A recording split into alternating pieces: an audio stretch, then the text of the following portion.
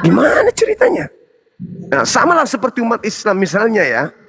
Kami umat Islam di Indonesia sibuk sholat Jumat, sibuk puasa, sibuk kemudian berhaji, sholat, dengan mengatakan Nabi Muhammad datang di Arab, di Mekah. Tapi di Mekah agamanya beda, kami di sini juga beda. Kan stres.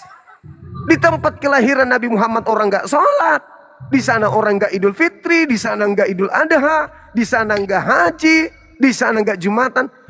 Kami di sini yang sibuk. Sibuk kami di sini.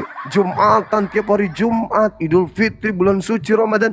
Dengan mengatakan Nabi Muhammad pada zamannya melakukan hal ini. Kami adalah pengikut Nabi Muhammad. Terus kenapa di negaranya tidak dilakukan itu? Kenapa keturunan daripada sahabatnya tidak melakukan itu? Berarti kami ini adalah orang-orang yang disesatkan.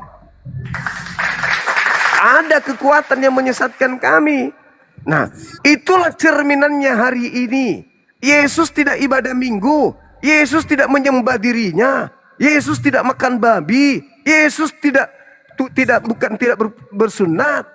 Yesusnya tidak Natalan. Yesusnya tidak ke gereja. Yesus tidak menyembah 3 Tuhan. Tapi kok kenapa ada orang memakai namanya dengan mengajarkan ajaran yang konsepnya Yesus sama sekali tidak kenal. Kami umat Islam datang kemudian meluruskan. Kami umat Islam datang kemudian meluruskan. Datang kemudian untuk meluruskan ajaran para nabi yang dibengkokkan dan dipakai untuk menyesatkan banyak manusia. Tapi justru kami Islam ini dihujat, dicaci, dimaki, dibilang kita ini intoleran dan seterusnya. Padahal harusnya berterima kasih loh. Kita di gereja hanya didoktrin, hanya didogma, dikhotbai, ujung-ujungnya pulus. Tapi kita tidak dikasih ruang untuk belajar, tidak dikasih ruang untuk tanya jawab, untuk membahas kitab yang kita anggap suci ini. Kenapa nggak diurai setiap saatnya? Diurai, disampaikan dengan sangat terang, diberikan kesempatan untuk bertanya. Kan tidak. Seperti di masjid, seperti di pondok-pondok pesantren, mereka dikasih ruang karena memang ada ahli Quran. Kalau di sini nggak ada ahlinya, ini nggak ada ahli, cuman modal baca doang, nggak ada ahli, nggak ada ahli, cuman terjemahan dibaca. Habis itu pernah sekolah, lulusan dapat kemudian title S1 teologi, sudah gitu doang. Habis itu cuman membaca, mengkhotbah, cuman gitu doang. Kemampuan skill daripada keagamannya apa? Dia bukan ahli Taurat, dia nggak bisa bahasa Ibrani, dia nggak bisa bahasa Aramaik, dia nggak memahami tentang Talmud, ilmu yang dikuasai oleh orang-orang Yahudi terhadap kitabnya, nggak ada. Semata-mata hanya menggunakan terjemahan kitabnya agama Yahudi. Cuman gitu doang masuk surga, masuk akal aja kagak. Gitu loh abangku, silakan. Ya begini, salah satu yang membuat saya ragu-ragu dengan agama Kristen yang saya anut ini, Bang Juma, bagaimana orang-orang Kristen di negeri saya ini, negeri Indonesia kan, bisa membela-bela Israel dengan mengatakan bahwa Israel itu berhak atas negara Palestina sebagai tanah yang dijanjikan oleh Tuhan, oleh Allah. Jadi itu kan persoalannya di zaman Nabi Musa ya. Kalau memang di zaman Nabi Musa itu Allah menjanjikan, berarti udah selesai sama nabinya dong, sama Nabi Musa. Kenapa sekarang orang Kristen tuh menganggap bahwa Israel itu berhak atas Palestina? Terus ada nabi dalam Islam, Nabi Muhammad. Kenapa Nabi Muhammad tidak pernah, atau Yesus sendiri menyelesaikan urusan tanah janjikan Tuhan? Itu kan Yesus tidak pernah mengatakan bahwa Palestina adalah negeri yang dijanjikan oleh Musa untuk Kristen. Itu kan nggak masuk akal gitu, Bang Juma. Bagaimana orang Kristen bisa mendukung-dukung Israel gitu, padahal orang yang beragama lain pun tidak ada yang membela Israel gitu. Jadi saya mulai ragu dari konsekuensi dari orang-orang kita Kristen ini, Bang Juma. Bagaimana menurut Bang Juma mengenai perjanjian tanah yang dijanjikan Tuhan yang diklaim oleh Israel dan orang Nasrani itu, orang kita Kristen ini, Bang Joma. Jadi sebenarnya sebenarnya Bang, kalau kita membaca Tuhan hanya menepati janjinya andai saja mereka juga taat kepada Tuhannya. Aku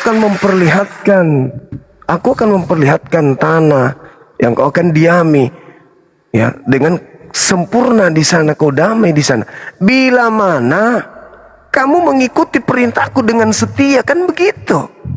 Coba kalau kita baca Ulangan 4 dari data 1 dan seterusnya, Ulangan 6 dari data 1 dan seterusnya.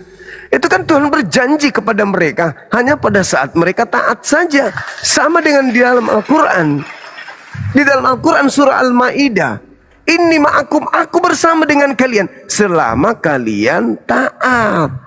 Tapi ketika kalian menyakiti Tuhan, menyakiti aku, kata Tuhan. Coba lihat Yehezkiel 5 itu. Hancur mereka dibuat Tuhan. Makanya Yesus pun kan berseru. Ya, kalau kita baca Matius 23 Bang, data nomor 37, 38, 39, miris sekali di situ. Dikatakan bahwa Yerusalem itu akan menjadi kota sepi, akan menjadi kota mati, akan ditinggalkan. Dan yang berseru-seru hanyalah, ya bukan hanyalah, daerah-daerah yang dinubuatkan kemudian untuk Tuhan diseru-seru di sana adalah keturunan Kedar. Nabi Ismail punya anak. Coba kita lihat di dalam Yesaya 42 nomor 11. Di situ jelas tuh. Belum lagi kalau kita melihat di dalam Ulangan 32 nomor 21. Apa kata Tuhan di sana? Mereka membangkitkan cemburuku dengan nyambukan Tuhan.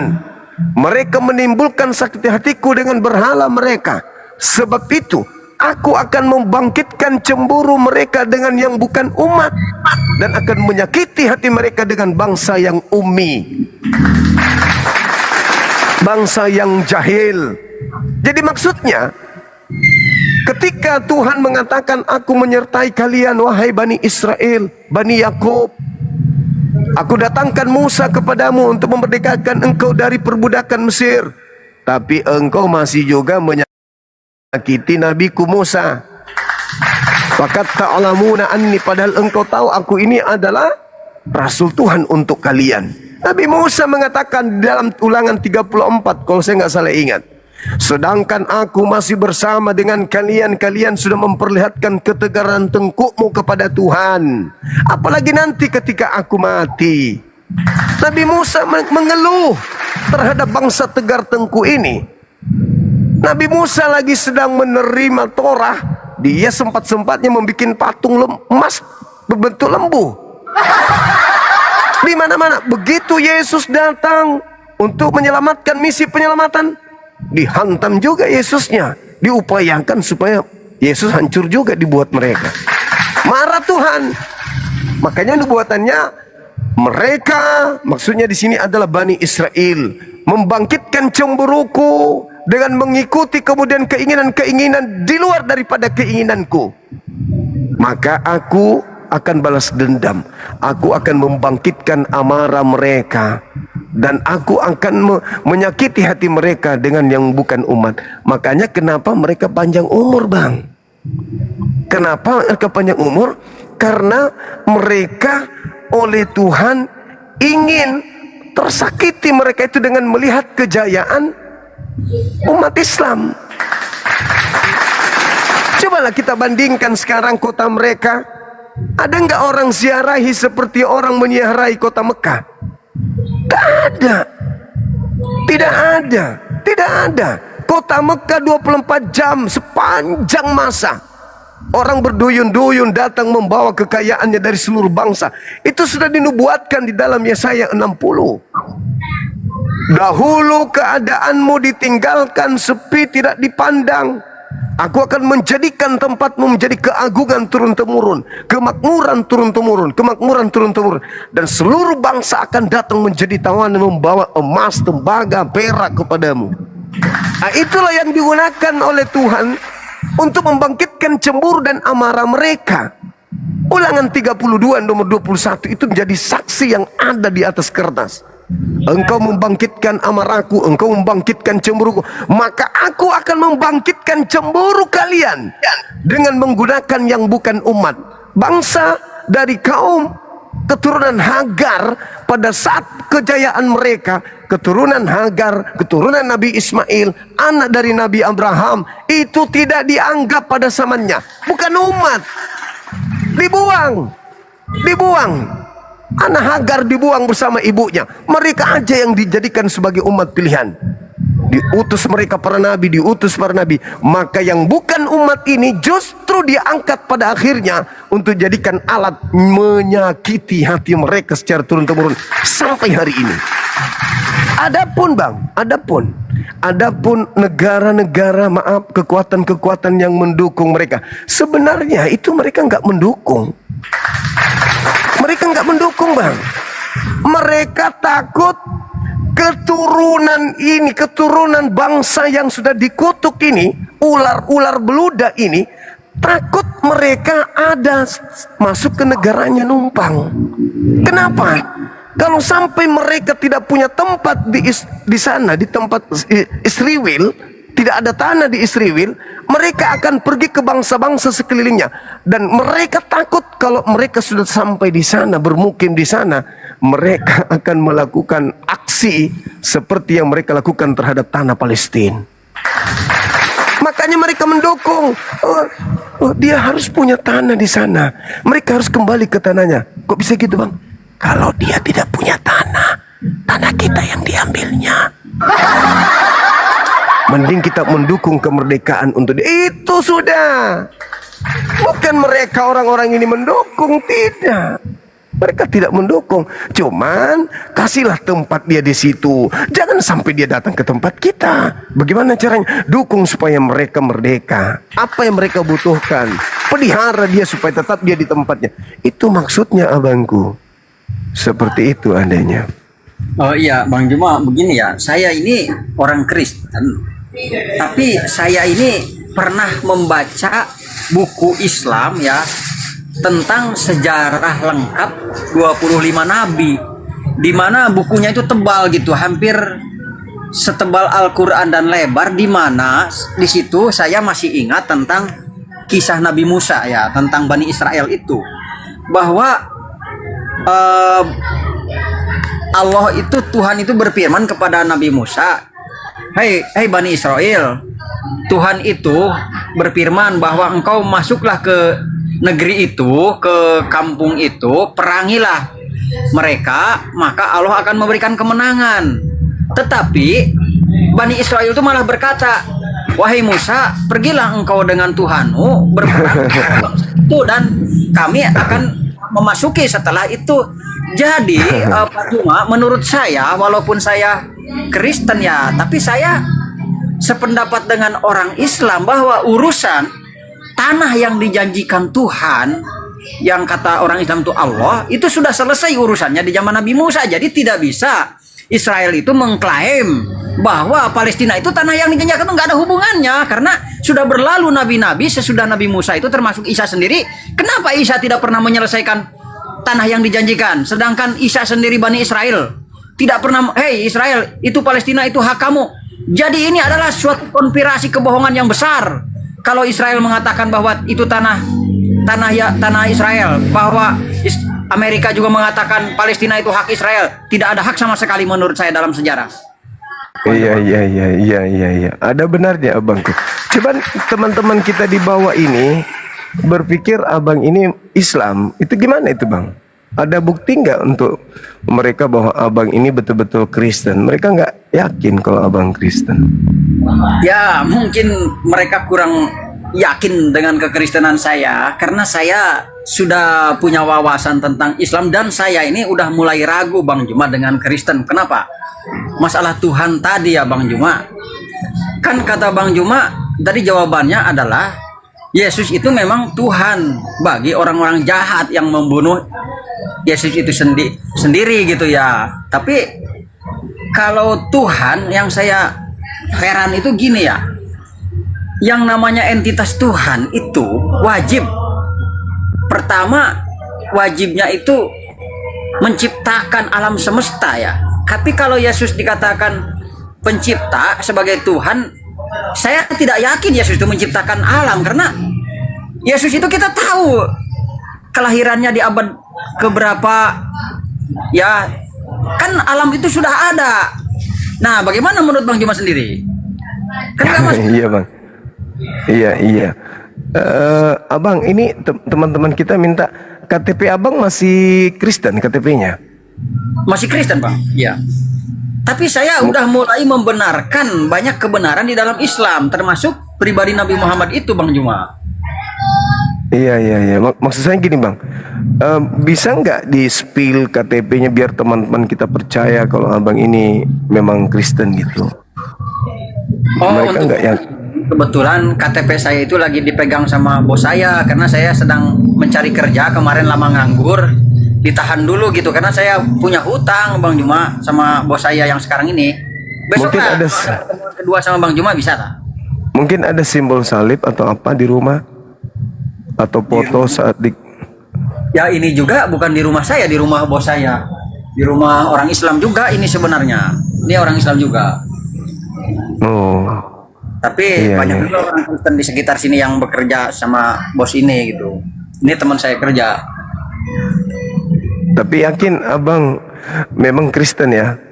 Ya Kristen Bang Juma, tapi saya ini mungkin sudah separuhnya Islam Bang Juma, tapi saya belum ikrar kan, ya kan? Karena saya tuh menurut saya kebenaran itu harus cocok dengan logika gitu. Jadi banyak Iya, yang iya. tidak, banyak yang tidak logis Bang Juma. Itu banyak yang tidak logis. Jadi sekarang kalau Bang Juma mengatakan Yesus itu memang Tuhan dari orang jahat, jadi Tuhan kami itu sebenarnya siapa Bang Juma? Iya. Sebelum lebih jauh bang, boleh saya ngobrol sama kawan kita di sampingnya? Boleh sebentar? Bentar aja. Halo, salam kenal abang. Halo. Yup. Halo Bang. Siap. Abang kita memang Kristen. Yang mana? Yang tadi abang kita Oh iya Bang. Kristen memang beliau. Kalau saya Islam Bang. Beliau Kristen. Soalnya banyak yang di bawah ini yang ragu kalau beliau Kristen karena terlalu tajam protes terhadap Kristen sendiri itu. Karena gini mungkin beliau mencari kebenaran Bang. Jadi dia ragu. Oh, tapi abang ya, saya yakin beliau Kristen. Yakin? Kayaknya udah pernah lihat. KTP udah pernah lihat kebetulan sama bos ya. Bang. Iya. Oh iya. Iyalah, nanti kalau misalnya ini mudah-mudahan beliau dapat hidayah. Beliau kelihatannya orang kritis memang. Orang Ya kritis beliau memang. memang mencari kebenaran, dia ragu Bang. Dia mempelajari semua agama dia. Oh gitu. Jadi dia mencari yang mana menurut dia logika gitu. Kalau Iya. beliau Ya saya temukan orang yang masuk Islam selama ini juga memang tipikalnya seperti itu. Mereka ini harus kritis memang. Kalau mengedepankan akal memang orang keluar pasti. Kan kalau orang yang enak tidurnya di sana adalah orang-orang yang terlena dengan doktrin dogma doang. Gitu bang. Iya Bang. Siap, makasih ya. Ya, Oke. terima kasih Bang Juma. Saya sebenarnya ingin bertanya sama Bang Juma itu karena belum kenal betul ya. Bang Juma itu sebenarnya asli dari mana Bang? Saya di Makassar bang, saya Bugis Makassar. Oh alhamdulillah ya Makassar ya Bugis ya. Kalau Bugis itu kan Islamnya ini juga lah istilahnya fanatik juga. Saya banyak juga teman orang Banjar juga banyak teman saya. Siap. Iya. Iya. Jadi memang keseringan bergaul dengan orang Islam ya. Iya betul banyak orang dekat saya tuh termasuk Ustadz. Saya bukan Siap. tidak pernah juga membaca terjemah Quran itu saya sering juga Bang Juma. Tapi saya memang belum Islam. Cuma ilmu di dalam Islam itu ada. Memang semua yang dibaca itu dalam Quran itu ilmu Bang. Tapi mengenai Kristen ini banyak yang nggak masuk akal sama saya. Kristennya apa? Katolik atau Protestan atau Mesianik? Oh, saya sebenarnya Protestan, Bang. Tadi saya iya. agak lisan saya salah ya bilang Katolik, Protestan, Bang. Iya, iya, iya, iya. Karena kalau Katolik jauh sangat jauh dari nalar saya gitu. Iya, iya, iya, iya. Oke, oke, oke. Mungkin saudara Ari mau tanya jawab sama teman kita yang Protestan ini. Dia matahari. Dan saya itu sangat salut ke Bang Juma, bagaimana Bang Juma itu seorang Islam bisa menguasai kitab Kristen gitu, kitab kami. Dan orang Islam sering mengatakan bahwa Bible kami itu bukan Injil. Saya percaya kayaknya sepertinya memang bukan Injil, Bang Juma. Ya memang bukan. Memang bukan. Ya. Yang mengajarkan Injil itu yang tercatat di Kisah Para Rasul 8 itu kan Filipus. Injil Filipus harusnya, Bang. Yang mengajarkan Injilnya Yesus itu adalah Filipus, murid yang diajak kemudian ke mana? Yerusalem waktu itu di Galilea. Nah, bukan yang lain, bukan Markus, bukan Saya Lukas. telah meyakini untuk kebenaran Islam, saya berencana masuk Islam dan saya akan mengajak keluarga saya yang dekat dan teman saya untuk masuk Islam. Cuman saya itu memang belum bersahadat, Bang Juma, karena belum 100% gitu. Iya, iya. Meninggalkan. Ya nanti kalau misalnya ini, Bang, kalau misalnya masih mau lagi naik di sini silakan aja, tapi disertakan KTP-nya, Bang, biar kita teman-teman nggak zuzon di bawah. Terima kasih Bang Juma. Oh, Bang Juma ini dari Makassar ya? Iya, sip. Saya Saya berdoa Makassar. mudah-mudahan kebaikan, keamanan dan keselamatan selalu menyertai Bang Juma dari Amin. Tuhan. Oh, tapi saya ingin bertanya satu sama Bang Juma. Jadi saya itu merasa prihatin ya, merasa kasihan Bang Juma berbicara dengan memakai masker itu kan menjadi beban itu kalau saya yang bicara. Saya paling nggak suka dengan yang namanya masker, apalagi dengan aturan-aturan corona itu. Saya paling benci. Iya, Apa iya, itu memang iya. Kadang saya bernapas pakai telinga, Bang.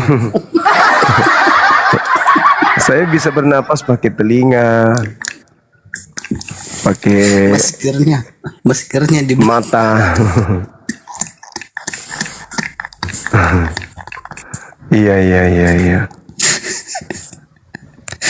penjual. Saya malah kalau tidak pakai masker ini nggak merasa ganteng karena memang jelek.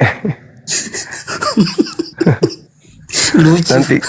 nanti ganteng kalau pakai Yang tadi masker. lucu. Iya, iya, iya.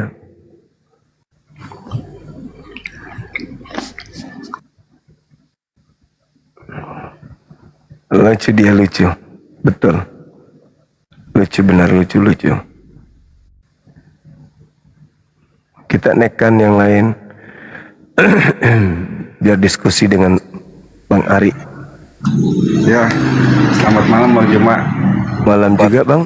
Ya, yang tadi bisa diajak naik lagi nggak Bang Juma? Saya mau tanya-tanya sesuatu dulu. Abang Teman dari saya mana? Kristen, Oh, boleh, saya Kristen. Boleh. Coba yang tadi bisa dikasih naik lagi nggak? Namanya tadi siapa ya, abang-abang? Oh, Dewa ya. Bang Dewa Matahari, kalau bisa minta permintaan lagi, Bang. Ya, Tadi langsung di-smash. Halo. ya ini aja. Jadi kan kalau sesama Kristen nanya kan mungkin lebih afdol lah gitu ya kan? Iya. Tadi sebenarnya Bang Ari saya suruh tanya beliau. Ya, Tapi jadi Bang cuma ke Ari, situ ya. aja sih Bang Juma. Nggak mau diskusi dengan Bang Juma, cuma mau ke yang Siap. tadi aja. Saya pun penasaran, Abang. Iya. Beliau ini.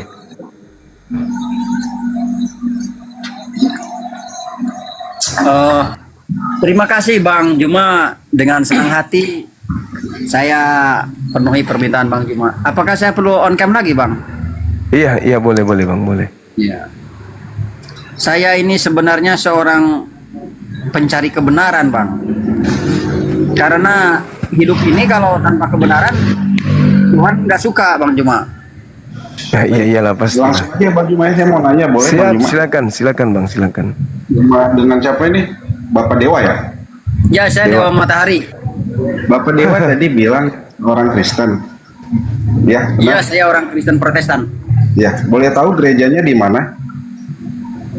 Gerejanya di Sulawesi, tapi saya di Buton, di Pulau Buton.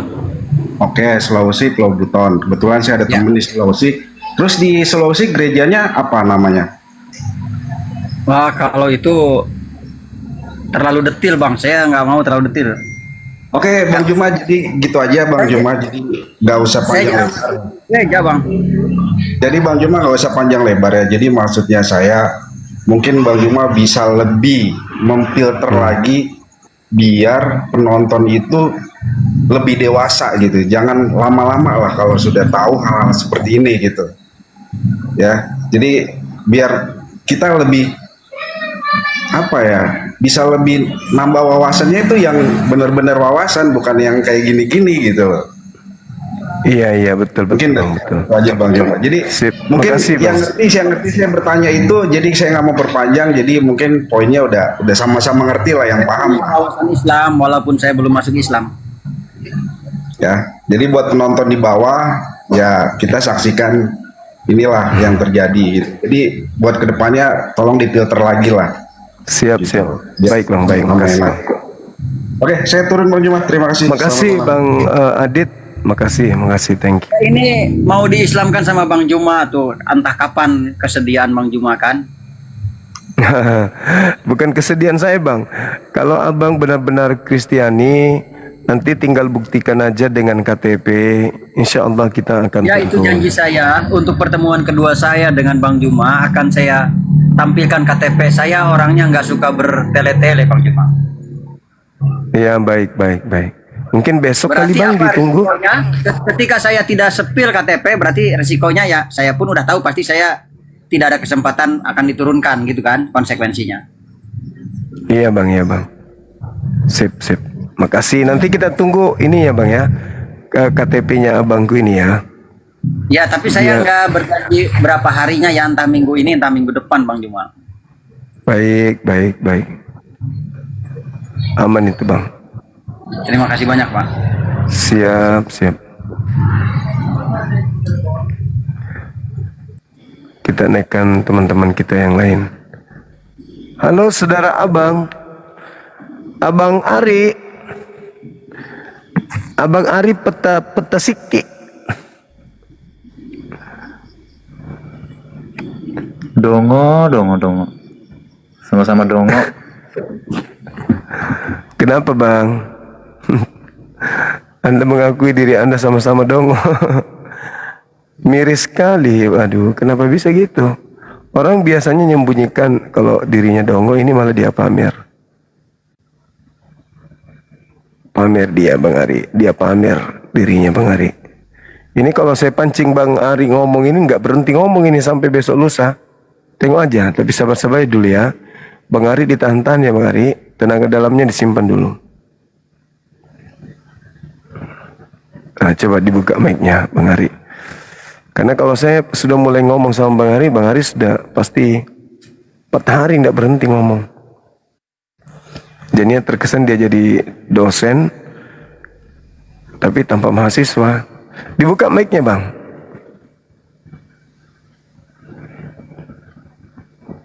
Nah itu kan, nggak peduli dia. Pokoknya asal goyang-goyang mulutnya, ndak urus.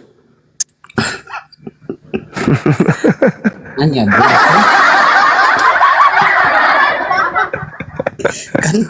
kan di Injil kan di Injil kan namanya Yahweh. Kok di Al-Quran kok bisa nama Allah sih? Itu penyebabnya kenapa tuh Bang? Ya penyebabnya karena Al-Quran datang kepada Nabi Muhammad SAW. Itu. Jadi yang memberi sebenarnya yang memberi nama Allah itu siapa sih Bang? Ya Allah itu sendiri. Allah itu sendiri. Jadi gini polanya Bang Ari. Sabar dulu. Bangsa Yahudi bangsa yang sudah terkenal sebagai keturunan para nabi. Ya kan? Terus kemudian Kristen dikenal sebagai agama besar di dunia ini. Andai saja Nabi Muhammad itu ajarannya bukan dari langit, cuman ikut-ikutan, dia tinggal pilih salah satu Tuhan dari dua agama ini. Simple kok. Sama seperti agama Kristen kan?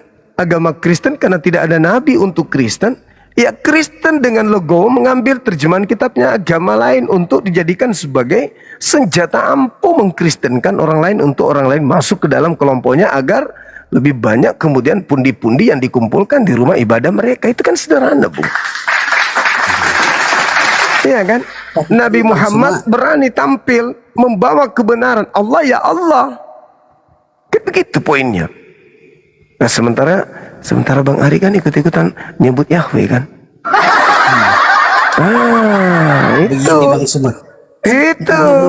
Enggak Bang Suma, kan menurut sejarah kan Islam kan itu mengadopsi nama Allah. Nama Allah itu diadopsi dari Kristen. Iya, menurut sejarah. Masolang generasi hancur sudah. Iya. Itu kan adopsi dari Bunda Rama. Aduh, masolang generasi. Adopsi katanya. Nama Allah itu katanya tadinya Yahweh, sekarang berubah jadi Kristen itu Allah. Mana yang betul? Agama Kristen itu nama Tuhannya Yahweh atau Allah? Kok Nabi Muhammad abad ke-7 ngambil dari Kristen? Gimana? Berarti nama Tuhan di Kristen itu Yahweh, Allah rupanya. Iya, bagus. Syukran sahabatku, Masya Allah ya. Bang Suma, tolonglah. Bang Ari ini jangan lagi dinaikkan, Bang Suma. Nggak ada ilmu dia ini. Moderator, heran juga saya. Udah Moderator capek saya lihat orang ini. sama bang, abang kok sama. Capek kali aku lihatnya di bawah. Pengennya cari otek. Nah, itu kan justru yang lain diturunkan.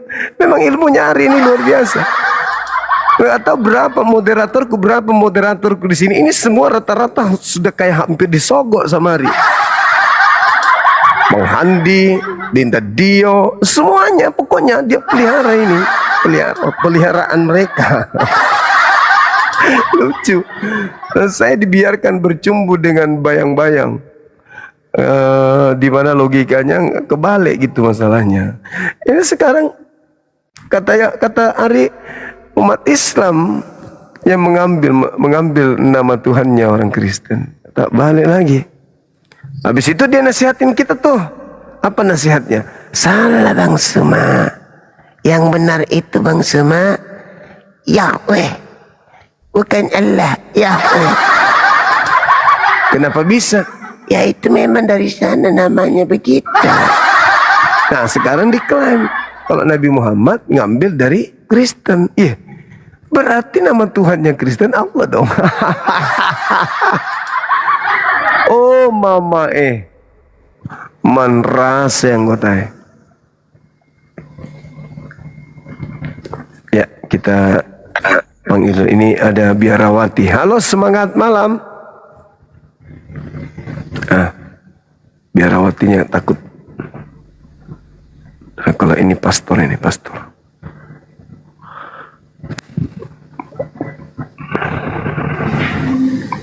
Halo, semangat malam. Halo. Nah, ini pastor yang suka makan rebusan daun galingkang. Inilah dia teman. Halo. Ya, halo juga. Dari mana abang?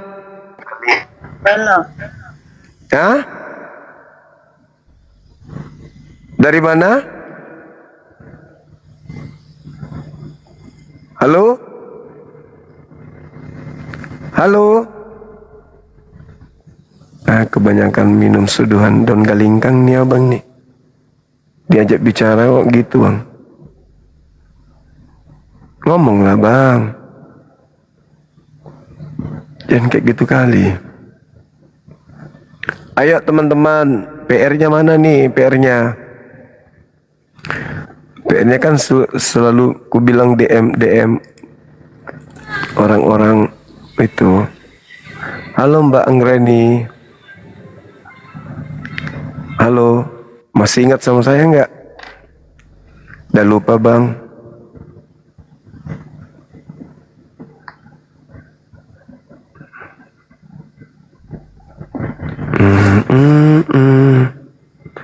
Sahabat,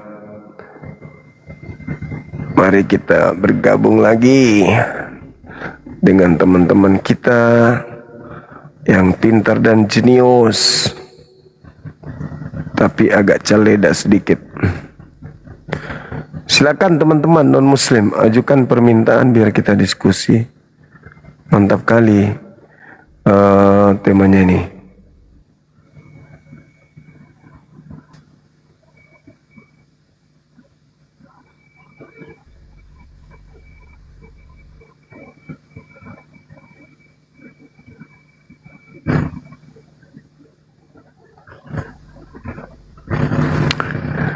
Tema kita malam ini belum juga tentu ya teman sekalian.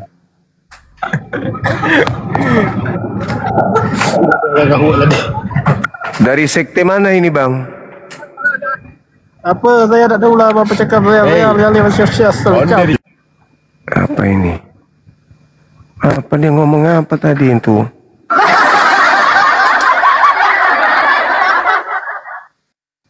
Kenapa dia?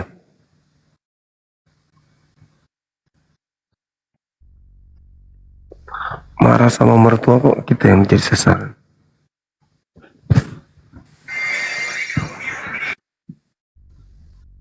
Halo? Halo? Halo, selamat malam, Bang Zuma. Malam juga, ya. Katolik Protestan abang. Kristen. Silakan buka kamera abangku, silakan. Kita diskusi. Iya. Kalau nggak usah pakai kamera, gimana Bang Zuma? Keberatan nggak? Iya, teman-teman kita mintanya buka kamera bang. Oh gitu ya. Iya, nggak apa-apa buka aja, pakai masker kalau ini atau pakai helm. Iya, iya. Kalau bisa suara aja Bang. Soalnya saya ngantuk juga ini kalau suara aja kayak ngobrol sendiri abangku. Oh. Ya, tergantung kebijakan Bang Zuma lah. Kalau mau diturunkan, monggo. Kalau enggak, ya nggak apa-apa. Saya lanjut aja. Iya, kita serahkan ke moderator ya bang ya. Saya sih asik-asik aja. Ya. Diskusi dengan siapapun. Buka kamera kawan. Bang Termasuk Bang Zuma itu baik orangnya. Ditanya kameranya. Jangan jadi seluman kita buat hidup dalam dunia persilatan. Iya. Ayolah, buka kamera. Assalamualaikum. Itu dia. Waalaikum. Siap. Gimana bang? Tema kita malam ini. Kumaha ada bang? Buka kameramu kawan. Apa yang kau pikirkan dunia ini? Dunia ini ditinggal kau nanti. Iya. Tapi sebelum pergi, ya kita harus di jalan yang benar dulu kan ya. Ya bang. Tapi Bang Zuma ini ganteng banget orangnya ya. Pakai masker dan filter. Luar biasa emang Bang Zuma gantengnya. Jangan kayak gitulah. Kenapa nggak jadi model aja Bang Zuma? Pernah dulu jadi model-model kulkas bekas. Itu pun pakai pintu Aja kain laki-laki horden. mengagumi kegantengan Anda. Guys, mantap. Ya seorang generasi. Saya bukan homo ya, bukan homo. Saya normal. Iya. Kan sekedar kagum saja terhadap masker itu biasa itu bang. Berat kali judulnya nih bang. Enggak lah, enggak berat ini. Ya Kita berat orang yang nggak tahu. Sesuai data aja. Kenapa orang nggak mau buka kamera sama abang? Kenapa ya? Apa dia nggak punya muka atau gimana ya? Bisa jadi. Bisa jadi. Bisa jadi nggak punya muka. Bisa jadi. Apa coba yang ditakutkan? Apa yang dipikirannya itu apa gitu ya? Mungkin takut. Mungkin juga penguasaan diri. Mana tahu dia emosi, ngamuk gitu. kenapa harus emosi? Ya kalau nggak sanggup berargumen ya jangan naik gitu ya. Iya betul. Cukup bertanya saja bisa. Bang Juma, aku nggak sanggup kalau seberat ini. Aku bertanya, kan cukup seperti itu, tinggal diterangkan aja. Pintar. Abang ini kadang pintar juga ternyata. Saya sekali-sekali dong pintar, kalau ketemu Bang Juma doang pintar. Kalau udah di luar Bang Juma saya hancur. Iya. Mantap Ngeri kali, Bang Juma itu, ngeri. Ngeri Bang Suma. Ngeri. Kalau mentalnya nggak kuat, mencret bisa. Jadi saya nggak rindu Bang. Cuma rindu aja ketemu sama Abang. Rindu bener-bener. Iya bang, thank you bang. Nanti kalau ke Jakarta jumpa kita ya. Berat judulnya Bang. Yahweh membuat Tuhan baru. Tuhan baru? Apa? Kok ada Tuhan baru ya? Ada bang, kan dalilnya ada kan. Dari kalimatnya aja Tuhan baru. Berarti ada yang baru gitu. Ada yang tadinya bukan Tuhan. Kok ada Tuhan baru ya? Ada yang tadinya bukan Tuhan.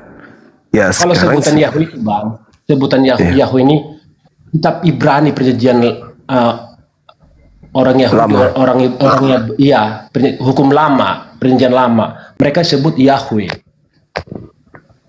Tuhan juga sebenarnya. Iya. Ya,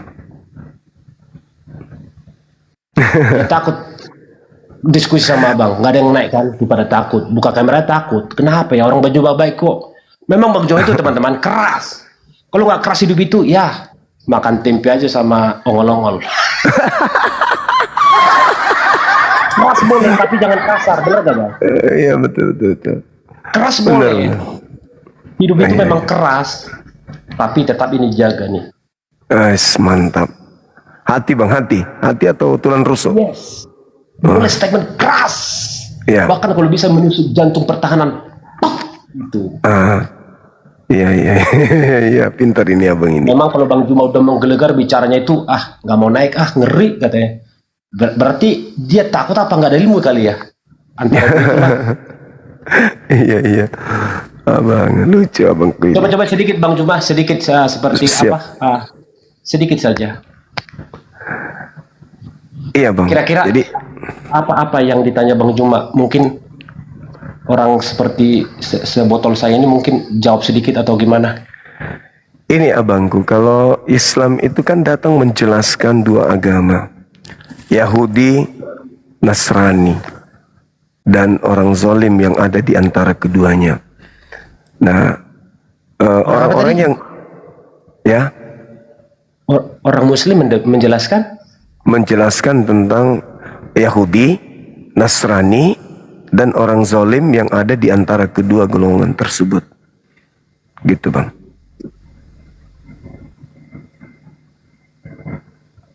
Apakah orang zalim hanya di dua ajaran itu aja yang ada? Nah, ini terkait dengan akidah.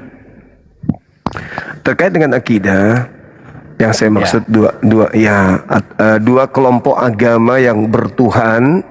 Di antara dua kelompok yang bertuhan ini ada orang-orang zalim di antaranya. Gitu. Abang tahu zalim gak bang? Ya nggak benar lah itu aja. Zalim itu artinya menganiaya diri sendiri, menganiaya orang lain. Zalim terhadap diri sendiri kan maksudnya gini bang. Kita tahu itu api panas, tapi kita masih mau megang. Berarti kita zalim terhadap diri sendiri. Nggak sayang kepada diri. Udah tahu apa yang, nah gitu, udah paham ya? Bang Juma di sini harus fair. Apakah hanya di dua ajaran ini kezoliman itu ada? Bang Juma nggak fair dong. Apakah di Islam juga ada juga orang zalim? Itu harus begitu ngomongnya, semua harus lengkap. Iya, termasuk enggak maksudku. Salah satu aspek Islam itu, komponen kisi-kisi pengajarannya adalah salah satunya menjelaskan tentang Yahudi, Nasrani, dan orang zalim yang ada di antara keduanya. Ada juga Islam membahas Islam itu sendiri, orang zalim yang ada di dalamnya, orang munafik yang ada di dalamnya, Islam juga mengurai itu. Cuman kan sekarang kita realita yang ada ini, kita lagi membahas tentang perbandingan agama kan gitu. Bukan bicara internal agama. Perbandingan agama. Begitu abangku. Kira-kira apa yang abang temukan perbandingan di sana? Coba biar saya juga mendapatkan sesuatu hal yang baru dari Bang Juma. Kira-kira seperti apa? Apa gitu? Iya, utamanya konsep bertuhan, abang. Konsep bertuhan. Iya, kan sebelum Islam datang, sebelum Kristen datang, orang-orang Yahudi kan sudah punya Tuhan, dan kita akui Tuhan mereka itu adalah Tuhan yang benar. Islam, Kristen harus mengakui itu kan. Yang datang kepada Abraham, Yismail, Isa, Yakub, Musa, termasuk yang datang kepada Yesus. Itu kan Tuhan yang betul. Di mana orang Hindu, orang Buddha nggak ngakui itu, kita Islam Kristen ngakui itu. Iya kan ya? Nah, tiba-tiba saja muncul ajaran yang ingin menandingi Tuhannya Yahudi. Coba yang disebut Bang Juma menandingi, versi mana itu? Versi mana? Maafkan saya sebelumnya, Bang. Gak apa-apa, harus memaafkan manusia. Iya. Ketika saudara kami Kristen tidak puas dengan hanya satu Tuhan, itu aja. Harus ada Tuhan-Tuhanan yang dari manusia, yang inkarnasinya dari Tuhan itu sendiri, teofaninya dari Tuhan itu sendiri. Padahal tanpa itu, ya orang Kristen itu bisa selamat hanya dengan berfokus ibadah menyembah yang satu ini. Hakikat pencipta yang datang menyatakan diri kepada para nabi. Yesus pun kan jelas, Bang. Kenapa saya berbicara tentang zalim? Saudara kami Kristen itu orang pintar loh. Di dunia ini hampir mereka yang berkuasa tentang ekonomi, politik, dan seterusnya. Tapi ada sisi di mana mereka zalim terhadap diri mereka sendiri. Contoh nih, ketika saudara kami Kristen kami perhadapkan dengan data Bible di Matius 7 nomor 15 sampai nomor 23. Itu cakupan, bunyinya. Pada hari terakhir nanti, kata Yesus, banyak orang berseru kepadaku, Tuhan, Tuhan, bukankah kami bernubuat memakai namamu dan bermukjizat juga pakai namamu, mengusir setan juga pakai namamu? Aku Yesus akan berterus terang kepada mereka, enyahlah daripadaku, aku tidak mengenal kalian. Kalian semua adalah pembuat kejahatan. Nah, kan kalau tidak menyadari itu, hanya membaca doang, tidak introspeksi diri, kan zalim, Bang. Zalim. Oke, sebelum saya lupa, apa definisi ayat ini menurut Bang Juma? Nanti menurut saya terangkan, menurut versi saya, saya terangkan. Yang menjadi pemikiran Bang Juma tentang ayat ini seperti apa? Coba, biar jelas. Baik, Abang, baik. Jadi gini. Coba, bagaimana? Yesus ketika dia menjadi skala prioritas guru di tengah-tengah kaumnya Bani Israel, Islam tak ada di situ, Kristen tak ada di sana. Yesus berpesan kepada muridnya Bani Israel di data 15-nya, waspadalah kepada nabi-nabi palsu yang datang kepadamu menyamar seperti domba, padahal sesungguhnya mereka adalah serigala yang buas. Dari buahnya kau bisa mengenal nabi palsu itu. Apa buah dari nabi palsu? Mengenal aku, memanggil aku Tuhan, bernubuat pakai namaku, mengusir setan pakai namaku, bermujizat pakai namaku. Tapi mereka tidak melakukan kehendak Bapa Elohim. Itu aja. Oke, stop. Definisi Bang Juma apa tentang ayat ini? Udah benar tuh. Apa definisi Bang Juma tentang ayat ini? Adanya pengajar yang mengatasnamakan Tuhan, mengatasnamakan Yesus, tapi ajarannya bukan dari Tuhan.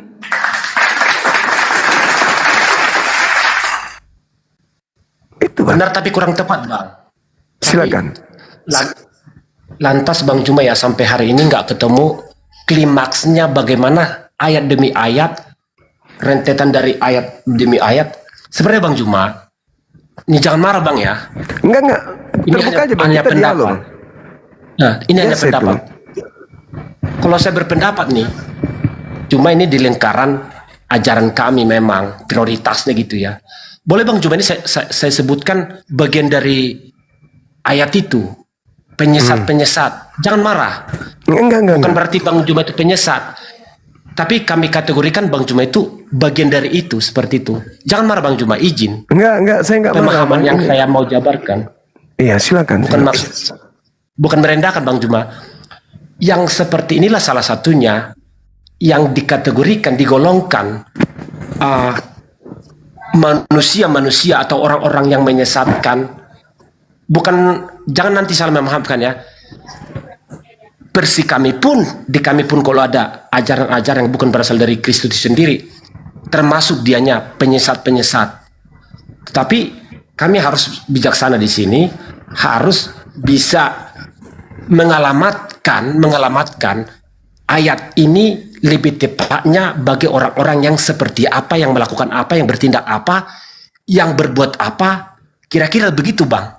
Bukan berarti ajaran terdahulu pada masa itu hanya pada saat itu, enggak. Dan itu berlaku sampai hari ini. Sampai hari ini. Contoh, Edis pun kalau salah termasuk penyesat. Bang Juma pun kalau salah, ini ya versi yang kita pelajari gitu ya. Termasuk, bukan saya bilang Bang Juma penyesat, bukan begitu. Siapapun yang menyimpang, yang tidak pada koridor yang diajarkan Tuhan itu, termasuk dia penyesat, termasuk siapapun. Bukan hanya mungkin di pikiran Bang Juma itu Paulus, bukan begitu Bang. Iya. Bukan hanya, katakanlah kalau Abang berasumsi Paulus selalu teman-teman yang ada di atas, tidak selalu serta-merta Paulus, bukan begitu Bang. Siapapun, bahkan sekarang pun termasuk dari bagian dari sebutan itu, kalau menyimpang tidak sesuai dengan ajaran Kristus itu sendiri. Begitu Bang. Oke. Pemahaman saya. Iya, baik Bang. Saya menghargai pendapat abang saya ini. Cuman gini, saya beranjak dari data yang ada. Bahwasanya ketika berbicara mengenai domba, berbicara mengenai serigala, itu bukan cuman ungkapan peribahasa biasa, tapi itu adalah pengukuhan Tuhan yang senantiasa selalu memanggil Bani Israel itu dengan panggilan domba. Yang Tuhan panggil domba itu Bani Yakub, dan itu dikuatkan dengan dalil Yeremia 50 nomor 17. Bani Yakub adalah domba. Kan gitu. Ya. Nah, berarti ketika ada yang bukan Bani Yakub datang kepada pengikut Yesus, lantas mengatakan diri mereka adalah keturunan Yakub, kan jelas kena, dia adalah serigalanya. Itu satu Bang. Yang kedua, Yesus berpesan kepada manusia yang ada di depan yang sesaman dengannya agar waspada kepada nabi palsu yang datang kepada mereka. Titik poinnya apa? Di luar Yahudi, di luar kelompok Yesus, datang kepada kelompok Yesus. Pada saat itu, bukan zaman sekarang. Itu yang kedua. Yang ketiga Bang, oke, aku adalah penyesat menurut pandangan saudara saya Kristen. Tapi sangat disayangkan, saya tidak pernah bernubuat pakai nama Yesus. Tidak pernah saya mengusir setan pakai nama Yesus.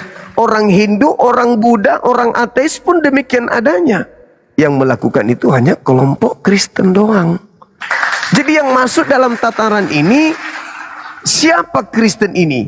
Sebuah sekte Nasorios yang dikatakan dalam Kisah para Rasul 24 nomor 5, Paulus ini adalah penyakit sampar yang menyesatkan orang-orang Yahudi di seluruh dunia yang beradab, dan dia adalah tokoh dari sekte Nasorios. Nah, Paulus inilah yang kemudian datang kepada murid-murid Yesus. Paulus inilah sebagai batang dari kekristenan. Maka Yesus mengatakan di data itu, dapatkah pohon yang baik menghasilkan buah yang tidak baik, atau sebaliknya pohon yang tidak baik menghasilkan buah baik?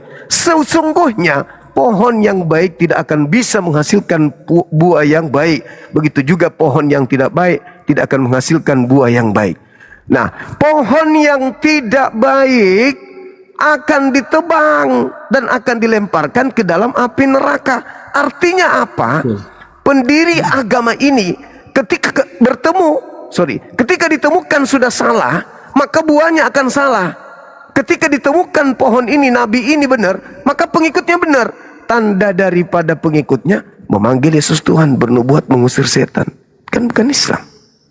Satu-satunya tokoh kandidat ya Paulus. Mohon maaf ini, bukan kita mau menyakiti, tapi justru kalau ini benar, berarti misi penyelamatan yang kami lakukan. Tapi kalau kami salah, tolong diluruskan. Itu aja sebenarnya kuncinya. Silakan.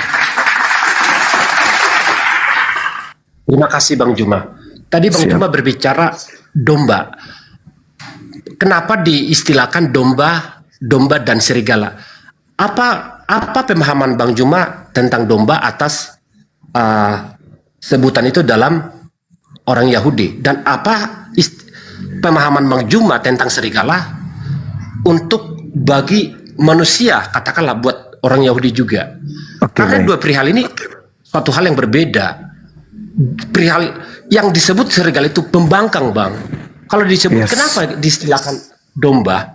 Karena dia penurut, taat aturan, ya taatlah, bukan seperti serigala yang taunya hanya merusak, mencekam, menerkam, seperti itu Bang, definisi dari pemahaman kami. Makanya digolongkan, kalau mereka kan nggak semua mengikuti ajaran Kristus, Bang, orang Yahudi nggak semua, makanya disebut mereka yang tidak mengikuti ajaran itu disebut serigala, seperti itu. Bagi mereka yang menuruti ajaran itu disebut domba, karena domba itu definisinya manut, Bang, nurut, tidak membangkang lah, seperti itu Bang Juma. Oke, baik, izinkan saya Bang. Jadi gini, menarik yang sahabat saya ini sampaikan terkait domba dan serigala. Saya pakai data biar saya tidak membias gitu kan ya. Tadi Bani Yakub, Yeremia 50:17 domba. Tapi kata Yakubnya, kata kitab Kejadian 49, ketika Yakub memanggil ke-12 anaknya, berkumpullah wahai anak-anakku. Ini sebelum dia meninggal. Sedikit lagi Nabi Yakub meninggal. Berkumpullah wahai anak-anakku, aku ingin menubuatkan karakteristik kalian dan keturunan kalian ke depan. Dipanggil langsung anak-anaknya 12. Dipanggil Natali, dipanggil semua satu-satu. Sampai pada data nomor 27 dipanggil Benyamin. Benyamin, kau kesini Benyamin. Diramalkan, Benyamin, laku keturunanmu kelak seperti serigala, mengambil harta rampasan lalu membagi-bagikan kemudian harta rampasannya.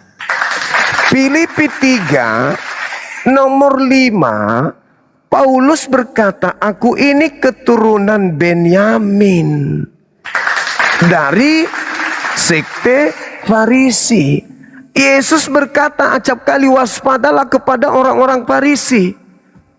Dan apesnya lagi Bang, Matius 23 nomor 15, Yesus mengatakan begini, celakalah engkau wahai orang Farisi, celakalah engkau wahai ahli Taurat, celakalah engkau orang munafik, engkau menjelajahi daratan, engkau menyeberangi lautan untuk mentobatkan orang sebagai pengikut agamamu. Setelah kau jadikan menjadi pengikut agamamu, kau jadikan dia menjadi orang neraka dan 2 kali lebih jahat daripada engkau sendiri. Ini mengerikan sekali.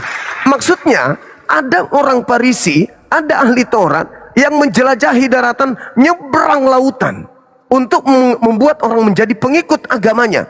Tapi anehnya setelah menjadi pengikut agamanya, menjadi orang neraka dan 2 kali lebih jahat daripada orang Farisi ini sendiri. Nah, artinya bahwa ketika saudara saya mengatakan domba adalah orang yang manut, oke, serigala adalah yang bukan domba, tidak manut, tetapi mengambil ajaran, mengambil hak orang, lalu membagi-bagikan ke orang lain. Fakta di lapangan, orang Kristen ini adalah orang yang tidak ada hubungannya dengan babi haram. Jangan bersunatlah, kuduskan hari kudus, kuduskan hari Sabat. Orang Kristen Roma Katolik ini nggak ada hubungannya. Kenapa? Taurat itu hanya mengikat Bani Yakub tok, dalam artian bahwa hanya Bani Israel tok. Tetapi Paulus mengambil Taurat ini, memberikan kepada yang lain dengan iming-iming. Kristus telah menebus kita dengan kutuk hukum Taurat, dengan jalan menjadi kutuk karena kita, sebab ada tertulis, terkutuklah dia yang mati, orang yang mati di atas tiang salib. Loh, untuk apa Yesus mati untuk orang Roma? Taurat berlaku, apa pengaruhnya dengan orang Roma? Taurat dibatalkan, apa pengaruhnya? Toh hukum Taurat itu hanya untuk kaum Israel saja. Kenapa harus Taurat itu dijadikan alasan untuk membebaskan orang-orang yang lain di luar sana, makan babi dan seterusnya? Kan tidak ada aturan Tuhan untuk mereka. Nah, inilah yang saya katakan, ketika Yakub menubuatkan tentang Benyamin, merampas hukum, lalu kemudian membagi-bagikan ke bangsa lain. Makanya, ya, saya sudah acap kali bertemu dengan pendeta senior, saya katakan, abangku, tolong tunjukkan legitimasi pengesahan orang-orang Kristen, Katolik, Protestan, apapun sektenya, mereka menggunakan terjemahan kitabnya Yahudi. Apa haknya itu? Apa haknya? Sementara Ulangan 33, Ulangan 5, Mazmur 147, hukumku yang datang kepada Yakub, aturan-aturanku yang kuberikan kepada Israel, tidak aku berlakukan kepada bangsa lain. Nah, sekarang kenapa jadi ada di bangsa lain? Nah, ternyata kembali ke tadi, ya, Benyamin punya anak, salah satunya menjadi serigala yang merampas itu dan membagikan ke bangsa asing. Seperti itu, abangku. Jadi domba serigala itu jelas adanya. Jadi ketika Anda dikatakan menyebut namaku, mengusir setan, bermujizat pakai namaku, habis itu ketemu Yesus. Yesus kan mengatakan, aku diutus hanya kepada domba yang sesat dari umat Israel. Begitu hari terakhir nanti setelah kiamat, muncullah orang-orang datang. Ya, Yesus, dulu waktu di bumi kami bernubuat loh pakai namamu. Maaf, aku tidak mengenal kalian. Aku ini hanya untuk Bani Israel. Nah, itu yang saya ingin katakan, Bang. Silakan. Saya mengakui ya, Bang Juma itu luar biasa, apa ya, Abang itu pintar. Cuma yang saya sayangkan Bang Juma itu apa ya, apa pura-pura nggak tahu apa atau supaya gimana, saya nggak bisa menetapkan sesuatu untuk Bang Juma itu. Abang itu pintar, tapi kok nggak, tapi klimaksnya nggak apa ya bahasanya ya, biar yang lebih tepat ya, supaya nyambung gitu. Abang pun nanti akan gimana ya, takutnya kalau abang jadi apa, abang pura-pura nggak tahu apa gimana Bang ya. Bicara aja abangku, bicara apa, silakan. Jangan sungkan sama aku, jangan sungkan. Gini Bang, saya akuin abang itu pintar. Jadi hukum Taurat yang lama, kalau itu terlalu banyak aturan, kalau nggak salah itu, ini tanpa baca, tapi aku sering baca Bang. Cuma nggak usah lah bilang tertulis di mana, paling dicari nanti, bisa dicari. Tapi nggak usah lah suruh saya nyari ayat ya. Itu terlalu sulit dilaksanakan orang Yahudi. Kalau nggak salah itu sampai 600-an. 613. Aturan-aturannya terlalu sulit untuk dilaksanakan. Bahkan tidak seberapa persen yang bisa melaksanakannya. Saya berpikir begini, kalaulah Tuhan itu hanya hadir dalam orang Yahudi, saya nggak mau meyakini sampai sekarang. Benar dong, logika ya. Kalaulah Tuhan itu seperti yang bilang hanya untuk orang Yahudi, abang selalu berkata, fokus, bukan Tuhanmu tuh. Kira-kira seperti itu bahasa sederhananya. Itu Tuhan orang Yahudi. Itu bagian dari orang Yahudi. Hanya hadir buat orang Yahudi. Disinilah Bang Juma akan bertentangan dengan apa yang ada sekarang. Kenapa? Makanya kami bersyukur, kenapa kami bersyukur? Kalau Israel nggak membangkang, mungkin kami nggak mengikuti Yesus sampai sekarang. Kalau Israel tidak tegak tengkuk, apa sih bahasanya? Tegar tengkuk. Tidak keras kepala, mungkin kami tidak akan mengikuti Kristus sampai sekarang. Karena ada ya ayatnya, cuma saya lupa.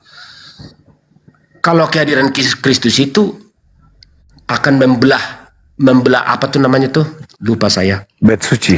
Tidak lagi hukum Taurat itu hanya berlaku untuk orang Yahudi, bahkan di kitab berapa ya, lupa saya. Yesus itu hadir buat seluruh umat, seluruh kaum. Jadi nggak ada batasan, hanya hadir buat orang Yahudi. Lah kalau Yesus hanya hadir untuk orang Yahudi, saya mungkin sekarang nggak ada punya keyakinan apa-apa. Mungkin saya menyembah batu, menyembah pohon, tidak punya agama lah. Itu Bang. Beruntungnya kami, kehadiran Yesus itu, akhirnya kami terselamatkan dan punya kepercayaan dengan ajaran yang dilahirkan Yesus itu sendiri. Kehadiran Yesus lah yang membelah tembok pemisah itu. Tapi bukan berarti perjanjian lama kami hilangkan, karena Bang juga sering saya dengar meniadakan, menghilangkan. Enggak Bang, itu satu kesatuan, itu runut, harus senyawa, nggak bisa. Akumulasinya itu secara holistik nggak bisa terpisahkan Bang, nggak bisa. Karena itu kesinambungan gitu Bang. Saya akui Bang Juma pintar, tapi kenapa ya seklik lagi tuh nggak kena. Apa Bang Juma pura-pura supaya gimana gitu live kita ini gitu ya. Saya akui Bang Juma itu pintar, tapi klimaksnya itu nggak dapat ya. Apa pura-pura supaya gimana, saya nggak tahu lah. Di situ Bang Juma. Pokoknya kehadiran Kristus itu, tanpa Kristus kami mungkin nggak punya keyakinan sekarang. Itu. Oke. Jadi sebenarnya saya memilih bahasa yang tidak menyakiti hati abang ini sebenarnya. Jadi maklumlah kalau saya menata bahasa saya sampai abang ini tidak mengatakan, nggak sampai kepada klimaksnya. Jadi gini Bang, kalau tidak tegar tengkuk tidak ada Kristen hari ini. Ini pernyataan, mohon maaf, pernyataan orang yang kalau saya dalam psikologi pendidikan, orang yang tidak menguasai, kurang pendidikan lah. Bukan. Orang yang tidak memahami buku yang Gak apa-apa. Orang yang tidak memahami buku yang menjadi buku acuan sebagai daftar pustaka dalam menentukan sebuah periodek dalam menghasilkan sebuah karya. Nah, itu yang saya katakan itu. Jadi gini ya Bang, justru Kristen itu hadir dari orang-orang yang membenci Yesus. Berat memang kalau saya jujur mengaku itu. Kristen ini adalah buah dari pembangkangan demi pembangkangan terhadap Yesus. Contoh nih Bang, saya kasih dalil. Di Yohanes 3 nomor 16, begitu besar kasih karunia Tuhan akan dunia ini, sehingga Tuhan Elohim menganugerahkan anaknya yang tunggal. Barang siapa yang percaya kepada Yesus tidak binasa, melainkan memperoleh hidup yang kekal.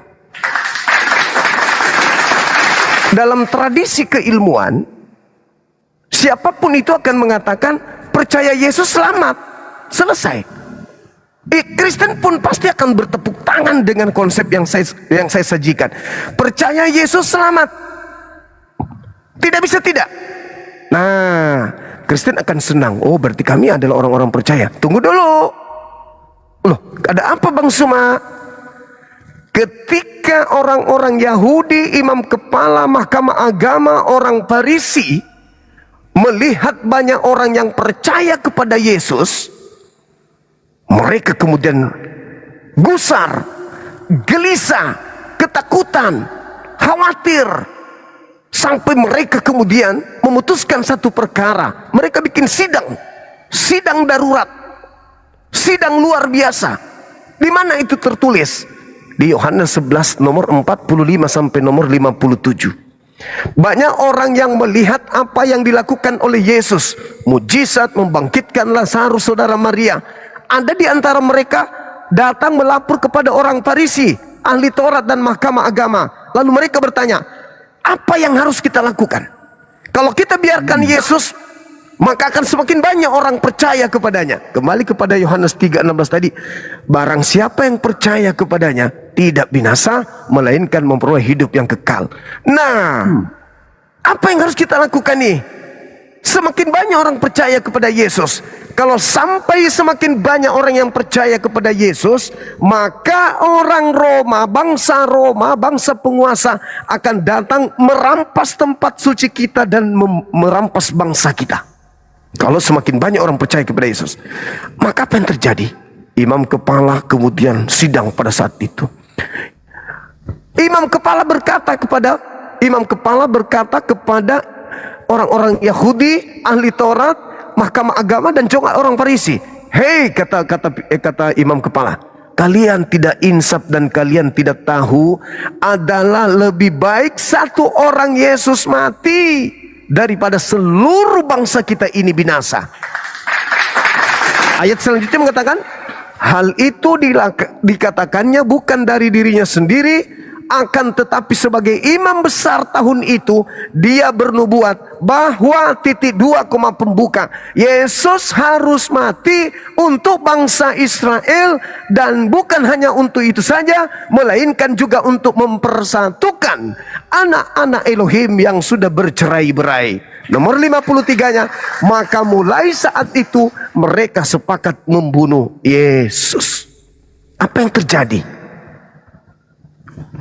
Yesus bukan orang yang bersalah, Yesus bukan orang berdosa, dia orang suci, tidak ditemukan kesalahan sedikit pun. Bagaimana caranya menghentikan misi penyelamatan Yesus ini?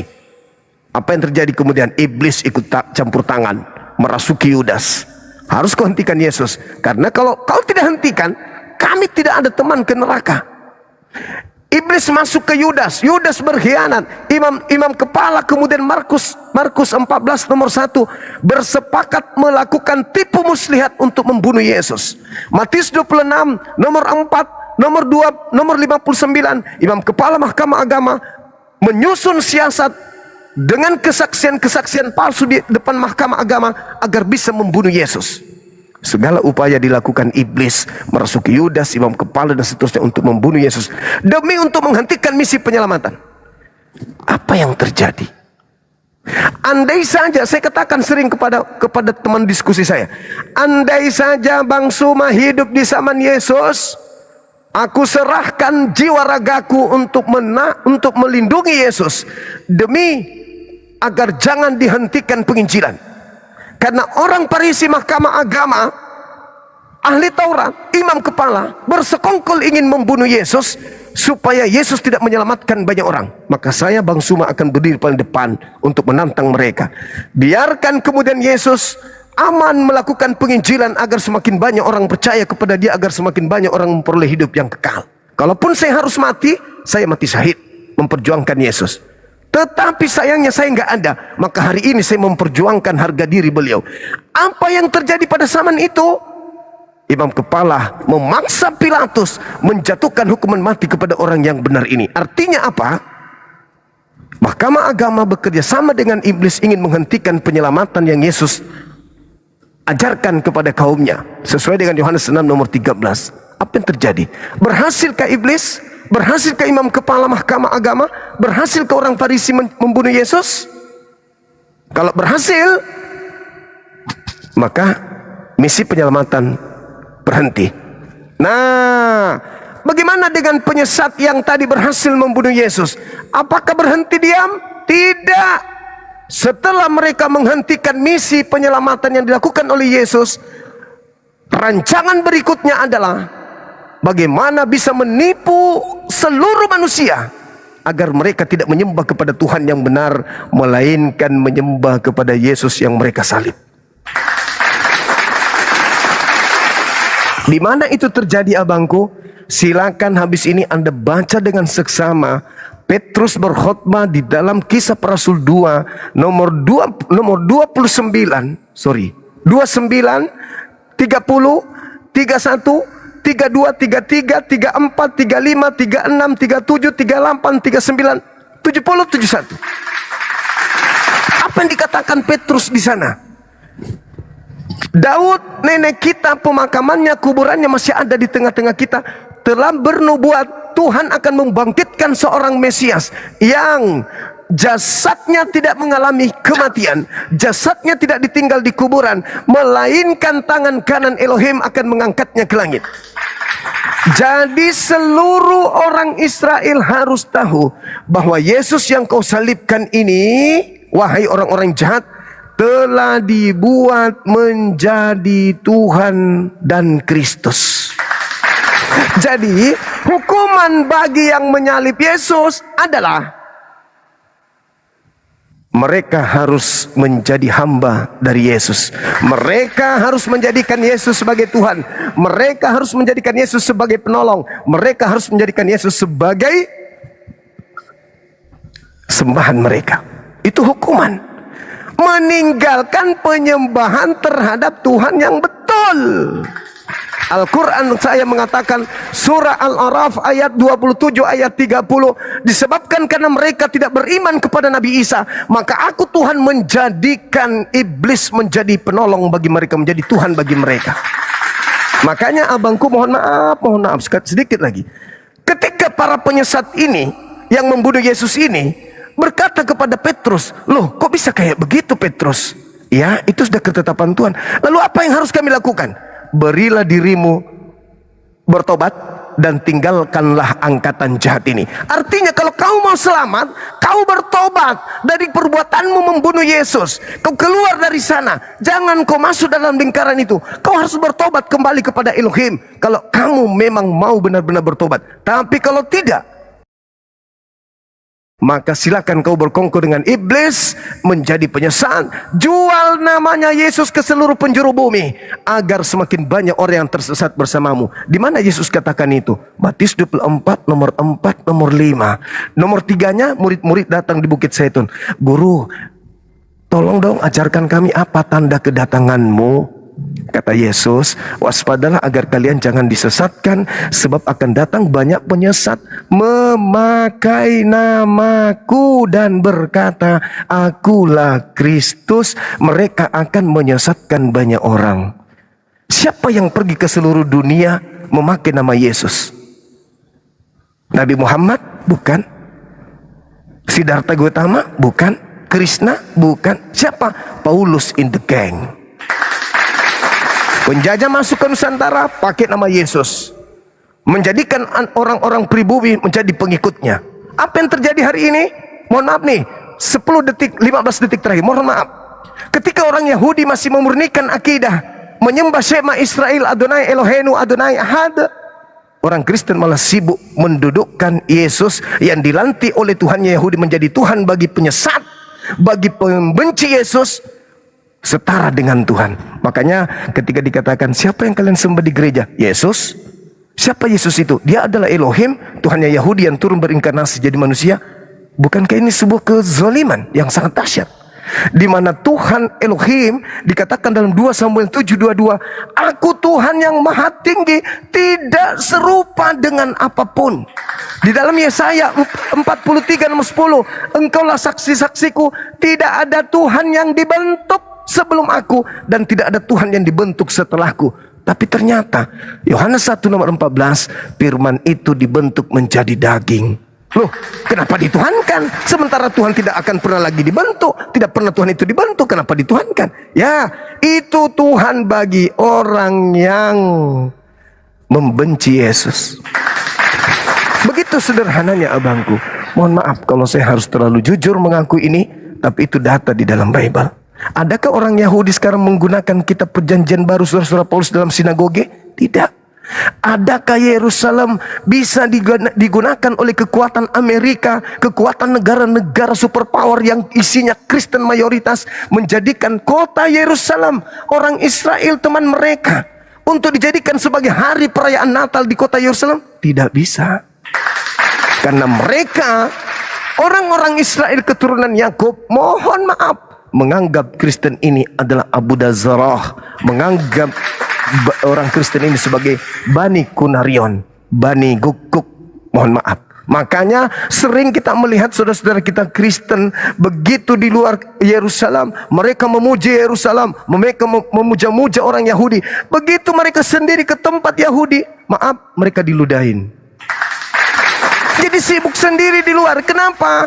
Tuhan yang bernama Yesus itu adalah Tuhan yang dilantik oleh Tuhannya Yahudi untuk mereka para penyesat. Dan penyesat ini keluar ke seluruh penjuru dunia mencari pengikut. Dan pengikutnya salah satunya adalah abangku. Coba kita lihat dalam Roma 14 nomor 9. Untuk itulah Yesus mati agar ia dibangkitkan untuk menjadi Tuhan. Untuk siapa menjadi Tuhan Yesus itu? Untuk pengikut Paulus. Kok ada Tuhan dibentuk oleh Tuhan? Itu data bang, itu data. Kenapa saya tampil di sini 24 jam? Bukan karena benci. Kalau seluruh saudara saya Kristen karakternya seperti abang ini, saya rela mati duduk di sini demi mengajar kalian. Rela saya demi untuk keselamatan. Itu bukan karena kebencian. Saya kira begitu bang, silakan. Memang ya Bang Juma itu luar biasa ya, menerangkan A sampai Z. Gini Bang Juma, Siap. bukan berarti orang Yahudi itu mengikuti ajaran Kristus secara keseluruhan. Bahkan saya bilang tergolong kecil. Kenapa hadir? Kenapa hadir dari mulai nabi, rasul, hakim-hakim, bahkan sampai raja. Saking tegak tengkuknya pikiran orang Yahudi, keras kepala, tidak mau pada diberikan sesuatu pengajaran yang benar lah dari Tuhan itu sendiri. Maka saya bilang sekarang saya mau katakan, aku mau bertanya nih sama Bang Juma, kira-kira kalaulah Kristus itu tidak ada, bagaimana Kristen yang ada di Indonesia? Kira-kira menurut Bang Juma ya, kalau Bang Juma terus berkeras, Kristus itu bukan Tuhan, Yesus itu bukan Tuhan, bukan Kristus maksudnya, Yesus itu bukan Tuhan. Selalu Bang Juma menekankan kepada kami umat Nasrani, Yesus itu bukan Tuhan. Kalian menyesatkan, tidak menganggap manusia sebagai Tuhan.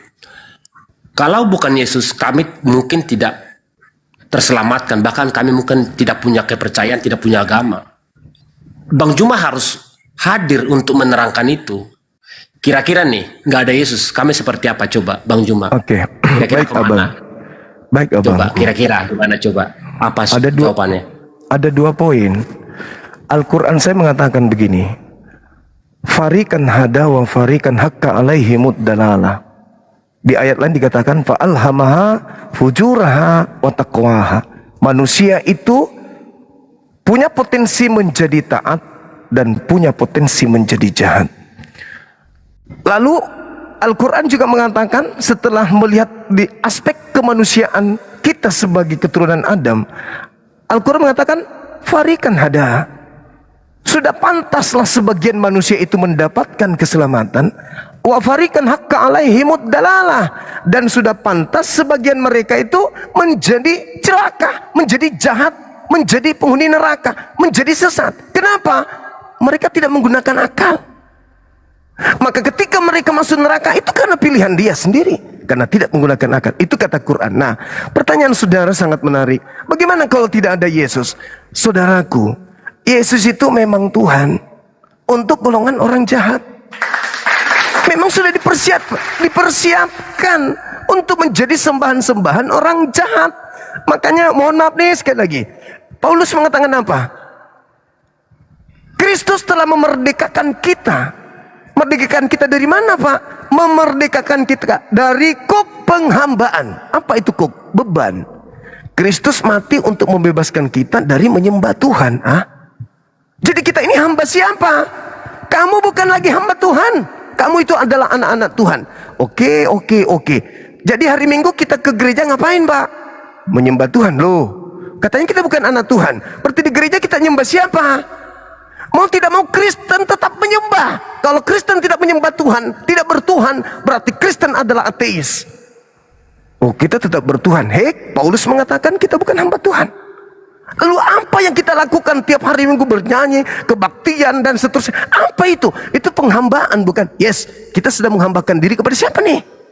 Kepada Tuhan? Kagak. Tapi kita menghambakan diri kepada siapa? Tidak ada perintah Tuhan ke gereja hari Minggu, tidak ada perintah Yesus ke gereja hari Minggu. Lalu ini perintah siapa? Bisikan siapa nih? Kompak kali kita. Itu pertanyaan. Jadi Yesus tetap aja Tuhan bagi kelompok yang tadi. Tuhan telah membuat Yesus yang kau salibkan itu menjadi Tuhan. Ya silakan ada Tuhan kan. Nah, gimana solusinya? Jangankan saudara saya Kristiani, bahkan orang-orang Yahudi yang punya kitab, yang bersusun Nabi diutus kepada mereka. Ketika Nabi Muhammad itu datang, apa kata Quran? Ya ahlal kitab, qad ja'akum rasuluna yubayyinu lakum katsiran mimma kuntum tukhfuna minal kitab wa ya'funa an katsir. Qad ja'akum minallah wa nur wa kitabum mubin. Wahai ahli kitab, yang dulu padanya ada Nabi Musa, ada Abraham, ada Yakub, ada Ishak, ada Harun, ada Salomo, ada Musa, ada Yesus. Telah datang kepada kalian Rasulku untuk menjelaskan sebagian isi kitab yang kalian sembunyikan. Sungguh telah datang kepadamu cahaya, yaitu Nabi Muhammad, dan kitab suci yang menjelaskan, yaitu Al-Quran. Wahai ahli kitab, telah datang kepadamu ya yahdi bihi man ittaba ridwana subulas salam. Dengan Al-Quran itu Allah menunjukkan kepada orang yang mengikuti ridhanya kepada jalan keselamatan. Dan dengan Al-Quran itu juga Allah mengeluarkan manusia dari berbagai kegelapan menuju cahaya dengan izinnya, dan menunjukkan kepada satu jalan yang lurus. Jadi saudaraku, ketika saudara bertanya seperti itu, kami ini bagaimana kami ini? Sebenarnya ya, orang-orang Kristen yang hidup berdampingan dengan umat Islam hari ini, itu adalah orang-orang Kristen pilihan Tuhan. Kenapa saya katakan pilihan Tuhan? Karena orang Kristen yang hidup sudah Islam datang. Yang kasihan itu adalah Kristen yang belum datang Islam. Setelah Islam datang, itu adalah rahmat, itu adalah berkah. Jangan disia-siakan. Karena Al-Quran menyuruh, wahai ahli kitab, telah datang kepadamu Rasulku, Nabiku, membawa cahaya Islam dan kitab suci Al-Quran sebagai jalan keselamatan. Artinya bahwa, jangankan kita ini, orang Yahudi yang punya kitab aja, yang punya Nabi di beruntunannya, diseru untuk kepada Nabi Muhammad. Nah, poin kedua. Poin ketiganya adalah, coba kita lihat, Musa diutus hanya kepada kaumnya Bani Israel. Yesus diutus hanya kepada kaumnya Bani Israel. Matius 15 nomor 24. Aku diutus hanya kepada domba yang sesat dari umat Israel. Matius 10 nomor 5 nomor 6. Yesus berpesan kepada ke-12 muridnya agar jangan ke bangsa lain, melainkan pergilah kepada domba-dombaku yang hilang dari umat Israel. Kalau dombaku ada di Indonesia, pergi ke Indonesia. Dombaku ada di Papua, pergi ke Papua. Tapi jangan ke bangsa lain, cukup kepada bangsaku, yaitu Bani Israel. Itu pesan Yesus. Itu pesan Yesus. Jadi ketika ada kemudian perintah seperti itu, Nabi Muhammad berbeda. Tibalah saatnya dunia kemudian mengalami penginsapan dosa. Apa kata Yesus di dalam Matius 16 nomor 7, nomor 8, nomor 9 sampai nomor 15. Aku memang harus pergi, kata Yesus. Sebab kalau aku tidak pergi, maka Ruah Hamad dalam bahasa Aram, Ruah Hamad dalam bahasa Arabnya di Quran, ismuhu Ahmad. Kalau aku harus memang pergi, kata Yesus. Sebab kalau aku tidak pergi, maka roh kebenaran itu tidak datang. Nabi Isa berkata dalam Al-Quran, wa is qala Isa ya Bani Israel, inni rasulullahi ilaikum musaddiqan lima baina yadayhi minat Taurah wa mubashiran bi rasul ya'ti min ba'di ismuhu Ahmad. Isa berkata, wahai Bani Israel, aku ini adalah utusan Tuhan untuk kalian semua. Aku datang membenarkan Torah dan memberitakan akan datangnya seorang penolong lain setelahku bernama Ahmad. Yohanes 16 nomor 7 sampai nomor 15. Itulah salah satu alasannya kenapa gereja-gereja mula-mula tidak mau menetapkan bahasa kitabnya dengan menggunakan bahasa Aram, Tapi bahasa Yunani, karena istilah-istilah penamaan sifat-sifat Nabi Muhammad banyak tertulis di dalam, tetapi dirubah dalam bahasa Yunani, diterjemahkan dengan bebas sehingga Nabi Muhammad kehilangan nama di sana. Dan itu diterangkan dalam Al-Quran. Diterangkan mereka sengaja untuk menghilangkan identitas kenabian yang datang pada manusia setelahnya sebagai penutup para nabi. Nah, lanjut. Ketika Nabi Muhammad datang, Bang, apa suruhannya? Ya ayyuhan nas, wahai seluruh manusia. Berbeda dengan Yesus, Shema Israel. Yesus hanya menyeru Israel. Musa juga begitu, Shema Israel, Adonai Eloheinu, Adonai Ahad, Qul huwallahu ahad. Hanya Bani Israel yang diseru. Yesus pun begitu, hanya Bani Israel. Tapi kalau Nabi Muhammad, ya ayyuhan nas, wahai seluruh manusia, Kristen kah dia, Hindu kah dia, Buddha kah dia, ateis kah dia, selama dia manusia, inni rasulullahi ilaikum jami'a, sesungguhnya aku ini adalah utusan Tuhan kalian untuk kepada kalian semuanya. Jadi kalau saudara berkiblat agama di barat, Anda berkiblat kepada orang-orang yang dilantik Yesus untuk Tuhan mereka. Tetapi kalau Anda berkiblat ke timur, Anda berkiblat kepada tanah kelahiran para nabi, menjadi muslim. Makanya orang Yahudi, orang Islam tidak pernah berselisih tentang Tuhan, tidak pernah berselisih tentang kitab, tidak pernah berselisih tentang nabi. Sudah 1400 tahun belum ada sejarahnya orang Yahudi dengan Islam mempeributkan tentang Tuhan. Tuhanku yang benar, oh enggak, Tuhanku yang benar, enggak. Kenapa? Islam dan Yahudi sama-sama sadar bahwa kami menyembah Tuhan yang sama, sebagaimana yang tertulis di dalam Al-Quran, Qulu amanna billahi wa ma unzila ila Ibrahim wa Ismail wa Ishaka wa Yakub. Begitu juga diterangkan di Kejadian 17 nomor 6 nomor 7, aku akan mengadakan perjanjian kekal kepada kamu Abraham, kepada anak-anakmu, kepada anak-anakmu turun temurun, menjadi perjanjian kekal bahwa aku Tuhan akan menjadi Tuhan kalian. Makanya orang Yahudi, orang Arab tidak pernah ribut tentang Tuhan. Meskipun bunuh-bunuhan yang terjadi di Yerusalem sana, di Gaza sana, di sana itu tidak pernah mereka berselisih tentang Tuhan. Tapi coba kalau orang Kristen dengan orang Yahudi, mohon maaf, begitu masuk ke sana orang Kristen diludahi, salibnya dibuang, salibnya oh na'udzubillah, thumma na'udzubillah. Tapi mereka orang Yahudi tahu persis Islam adalah agama yang diwariskan kepada keturunan Nabi Abraham dari silsilah Yishmael. Itu fakta, Bang. Itu fakta, itu real. Maka Islam datang sebagai penolong. Maka berbahagia, coba lihat sahabatku, coba lihat orang-orang Kristen yang terpelajar, yang masuk Islam itu, coba tengok mereka. Orang-orang terpelajar, orang-orang cendekiawan di Kristen kita tuh yang masuk ke Islam, menjadi tokoh sekarang. Orang-orang yang paham sekarang tentang Islam rata-rata adalah orang terpelajar di Kristen. Sementara kita yang jemaat biasa ngotot, tapi dalil nggak tahu. Mereka sekolah, STT, sekolah sampai di luar negeri. Apa yang ditemukan setelahnya? Dia diutus sekolah untuk menyerang Islam. Begitu mereka mempelajari, loh, apa yang mau diserang di Islam ini? Ini semuanya benar. Apa yang terjadi? Syahadat. Berapa banyak tokoh-tokoh terkenal yang hari ini kita kenal dari Kristen menjadi Islam hari ini? Itu. Tapi sebaliknya, abangku, sebaliknya nih, mohon maaf sedalam-dalamnya.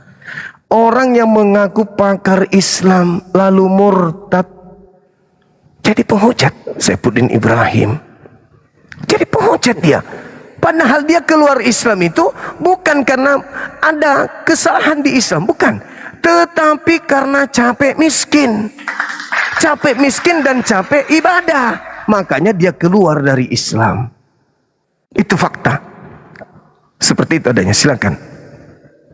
Saya sih kalau Ibrahim ya, siapa yang di luar negeri itu? Saifuddin Ibrahim.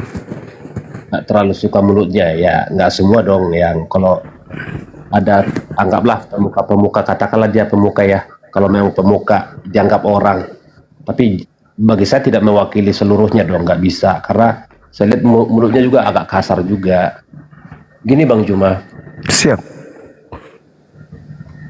tadi pertanyaan saya kan, kalaulah Yesus itu nggak ada, berarti Kristen yang di Indonesia tidak punya kepercayaan. Masalah waktu, jadi nggak nyambung dong Bang Juma. Nggak nyambung gini, ajaran Islam datang, katakan hadir dan datang tahun berapa ke Indonesia? Ajaran Kristen kalau nggak salah lebih dulu kan? Lebih dulu Islam, abad ke-8 Bang. Kristen datang di abad ke-17. 14 apa 17? 17. Berarti sejarah yang saya baca salah dong ya? Ada yang mengatakan 14. Sebenarnya duluan mana datang Bang? Duluan Islam, abad ke-8 sudah ada Islam di Nusantara. Karena di kampung saya kok, saya rasa itu Islam pertama masih kuburannya itu 19 meter. Iya, yang pasti sejarahnya Islam masuk ke Indonesia itu di abad ke-8. Abad ke-8? Iya. Tertulis di mana Bang? Nanti aku baca dulu. Silakan aja, sejarah Islam pertama kali masuk di Nusantara, silakan aja Anda buka. Duluan Islam daripada Kristen, Katolik juga. Berarti apa yang saya pelajari selama ini salah dong? Setahu saya nih ya, Ya. berarti yang saya pelajari salah. Yang saya pelajari waktu itu duluan antara tahun 1.13 sama 1.17. Berarti salah ya. Tapi nanti boleh saya lihat lagi. Jadi kurang bukan nggak nyambung ya. Harus saya memilih kata-kata supaya saya tetap sejuk.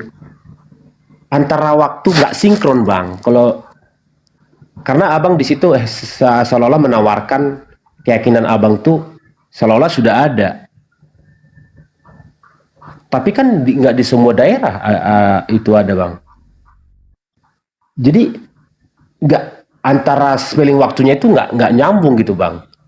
Yesus di abad pertama, sedangkan ajaran saudaraku sebelah di abad 600-an. Ada abad ke-6 bukan 600-an. Abad ke-7 Bang. Katakanlah itu di ujung abad ke-6.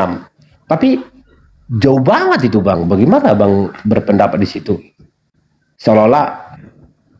Dan satu hal yang saya mau katakan, Abang, Iya Bang. Abraham, Ismail, Ishak. Kalau menurut saya, yang saya pelajari tertulis di hukum Taurat yang Perjanjian Lama, harus dari orang Israel sendirilah yang benar-benar nabi yang mereka anggap. Apakah ada tertulis di, saya nggak tahu ya, saya nggak tahu di Al-Quran tertulis bahwa orang Israel itu harus tunduk dan mengikuti Rasulullah. Ada tertulis itu? Tadi Bang, Al-Quran surah Al-Maidah ayat 15-16. Ya ahlal kitab, Orang Israel mengikuti Nabi Muhammad. jalannya Rasulullah. Iya. Itu seruannya tadi yang saya bacakan tadi itu. Surah Al-Maidah ayat 15-16. Wahai Bani Israel, telah datang kepada kalian Rasulku untuk menjelaskan banyak dari isi kitab yang kalian sembunyikan. Sungguh telah datang Nabiku Muhammad berupa cahaya dari Allah, dan Al-Quranku sebagai kitab suci yang menjelaskan.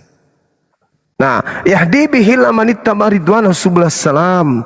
Dengan Al-Quran itu, aku Tuhanmu akan menunjukkan jalan kepada orang-orang yang mengikuti keridaanku menuju kepada keselamatan. Yang dipanggil ahli kitab Bang. Ahli kitab itu Bani Israel. Loh, nah mungkin abang ini bertanya, kenapa datang terlambat? Abangku, andai saja Nabi Muhammad datang dekat di masa Nabi Isa Yesus, sangat memungkinkan ajaran Nabi Muhammad juga dihancurin sama mereka. Nabi Musa datang hancur, Daud hancur, Salomo hancur, Yesus hancur. Coba Anda baca Matius 21, 23 dari nomor 1 habis ini, dari nomor 1 sampai nomor 39. Bagaimana Yesus kemudian mengutuk keras orang-orang ini. Karena itu kerja mereka apa? Membunuh nabi, menyalib nabi, menganiaya nabi, menghancurkan nabi-nabi, menghancurkan ajaran para nabi. Itu kerjaan mereka. Kalau Nabi Muhammad didekatkan kepada mereka, Bang, lalu siapa yang akan menyelamatkan dunia? Ajaran Nabi Musa, coba. Apakah saudara kami Kristen pernah melihat ajaran Nabi Musa? Enggak. Tinggal terjemahan. Ajaran Yesus ada? Enggak ada. Cuman tulisan-tulisan orang yang dikumpulkan, yang menceritakan kesaksian-kesaksian orang tentang Nabi Isa, tentang Yesus. Lalu kalau Nabi Muhammad juga datang, habis juga Nabi Muhammad dibuat. Nah, kalau itu semua para nabi ajarannya, tinggal satu-satunya, Bang. Ajaran Nabi kita tinggal satu. Ini bukan lagi nih, Bang. Ini bahasa Indonesia dari Bible ini kita nggak ngerti apa asli ucapan Yesus. Tinggal ini dari Nabi yang ada sampai sekarang, Al-Quran. Ini bukan lagi firman Tuhan. Ini terjemahan, makanya dia dikoreksi, direvisi. Kenapa bisa dikoreksi kitab ini? Karena ini bukan firman Tuhan. Kalau firman Tuhan, bagaimana mungkin bisa dikoreksi manusia? Masa pengetahuan manusia lebih tinggi daripada pengetahuan Tuhan sampai dikoreksi? Ini siapa yang bisa mengoreksi ini Quran?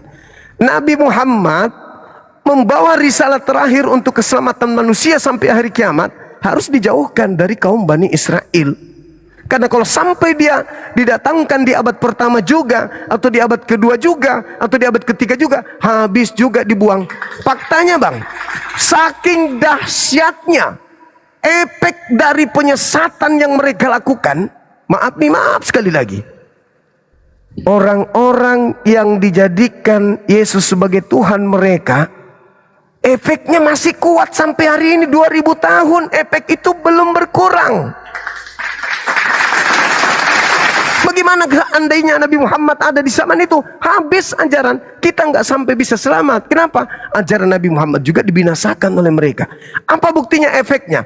Ajaran menuhankan kepada manusia, ajaran mengajarkan kemudian meninggalkan hukum Tuhan, merubah hari ibadah, merubah hukum-hukum Torah, itu masih langgeng sampai hari ini, kuat malah.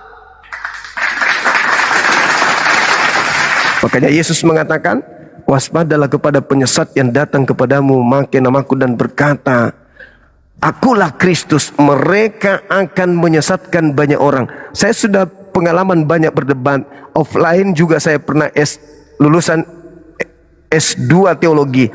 Saya katakan kepada mereka, kepada dia, setelah dia lelah berdebat sama aku, dia mencari kelemahan. Saya bilang gini, begini aja dek, daripada kamu capek, kamu nangis, capek, mau mengalahkan logika saya berdalil, ente cuma pakai iman. Tolong tunjukkan orang banyak yang memakai nama Yesus yang disesatkan oleh penyesat yang bukan Kristen hari ini. Ada nggak kelompok banyak di luar Kristen yang memakai nama Yesus yang disesatkan? Sekiranya Kristen itu bukan yang menggenapi nubuatan Yesus, waspadalah kepada penyesat yang datang kepadamu memakai namaku dan berkata akulah Kristus. Mereka akan menyesatkan banyak orang. Kalau Yesus bukan pembohong, maka dalil itu harus tergenapi. Sekarang tunjukkan orang banyak yang disesatkan dalam nama Yesus dan bukan Kristen. Ada? Hindu nggak mungkin, Buddha nggak mungkin, ateis nggak mungkin, Islam apalagi. Mana kelompok banyak orang ini yang disesatkan dalam nama Yesus? Kalau bukan Kristen, tunjukkan kepada saya. Apa katanya wanita itu? Baiklah bang, nanti kita ketemu lagi besok. Padahal tadi dia berapi-api. Dia bilang, jangan kau bergerak dari tempat dudukmu. Kau tunjukkan dulu kepada saya. Kalau kau percaya Yesus, kau yakin kepada Yesus, maka kau harus membuktikan Yesus adalah orang jujur. Dia menyatakan kebenaran yang tidak mungkin tidak terjadi. Tunjukkan mana orang banyak yang disesatkan dalam nama Yesus. Ada? Apa katanya? Nanti aja bang, saya udah capek. Ini udah lebih 10 jam kita duduk di sini. Ya sudahlah kalau begitu. Sampai hari ini wanita ini nggak pernah balik. Malah saya diancam mau dibunuh sama cowoknya waktu itu. Nah, pertanyaan ini berlaku untuk semua Kristen. Ada nggak kelompok? Kok segitunya cowoknya? Iya bang, saya diancam mau dibunuh, karena wanitanya itu kan mau menikah, mereka mau kawin, tapi dia nantang saya, Bang Suma, kalau kamu bisa mengalahkan saya diskusi, saya menjadi Islam. Waktu itu abang, dari jam 10 pagi sampai mall tutup jam 12 malam, baru berhenti. Saya sudah mau bubar dek, saya punya anak mau dijemput.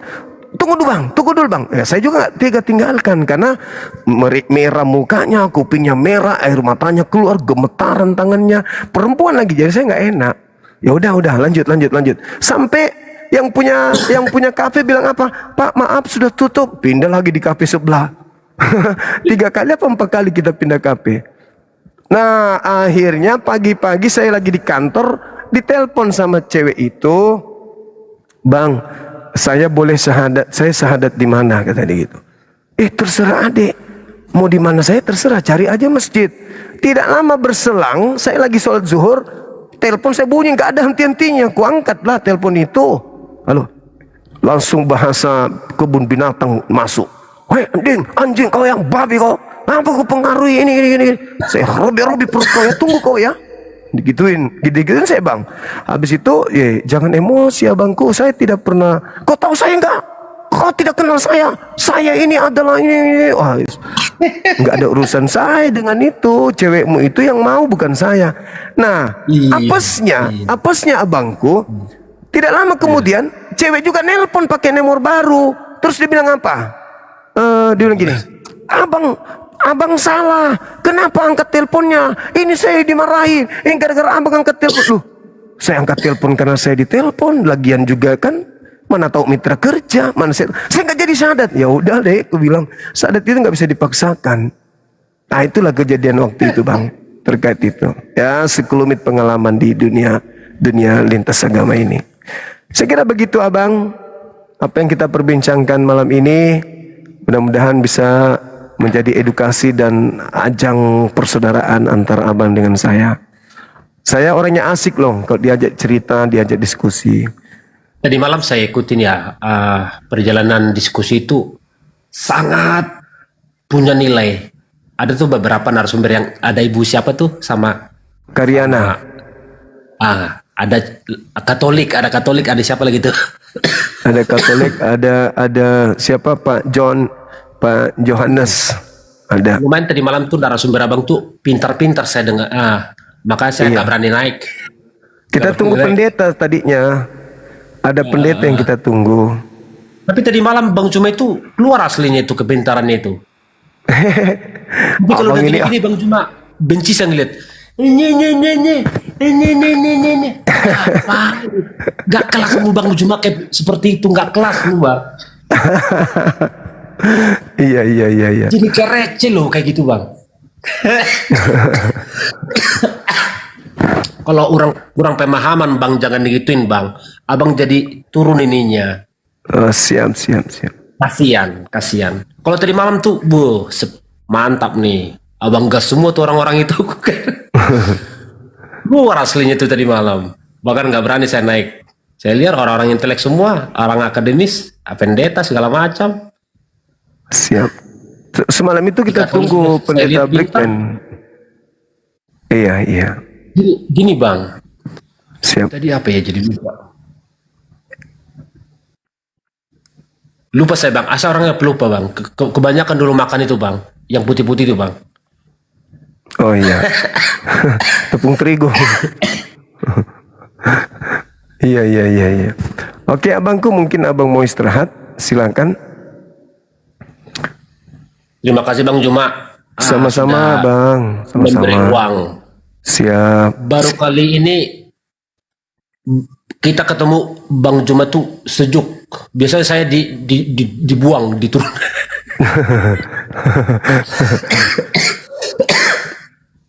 Bang. Siap.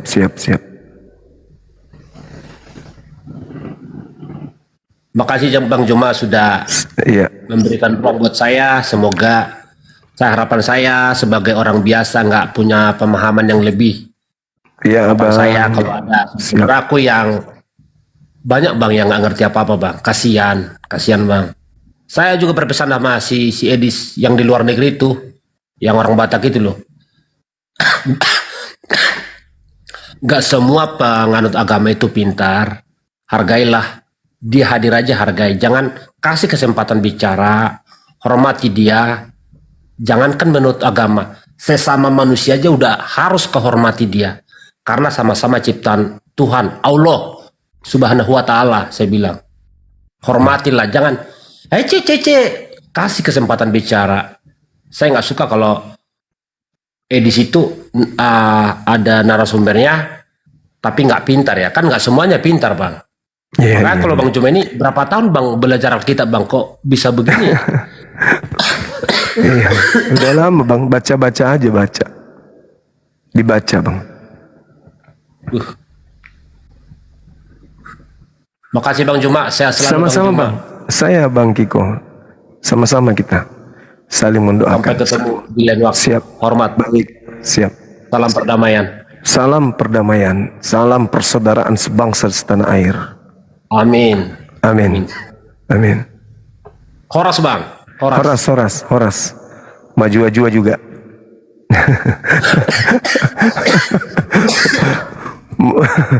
Oke. Mantap. Terima kasih. Nah, ini kan enak kalau kita punya saudara, ya, saudara sebangsa dan setanah, bisanya dirajut diskusi itu dengan baik, tanpa maki-maki, naik langsung, boneng. Santai aja napa. Itu coba lihat abang kita, baik orangnya. Lucu. Assalamualaikum warahmatullahi wabarakatuh. Waalaikumsalam warahmatullahi wabarakatuh. Iya bang. Assalamualaikum. Waalaikum. Kok lemas bang? Iya, baru pulang kerja ini bang. Pulang kerja, Katolik Protestan? Muslim bang. Oh Muslim, Alhamdulillah. Iya. Sarapan dulu kalau gitu abangku, sarapan, mandi, cuci muka, gosok gigi, cuci kaki, sholat isya, habis itu tidur istirahat. Silakan teman-teman yang yang berdiskusi dengan baik, dengan tenang. Kita jangan saling hujat, jangan memancing keributan. Karena saya juga pelawak orangnya. Kalau ada yang mau melucu, saya kadang ngikutin juga irama lucunya.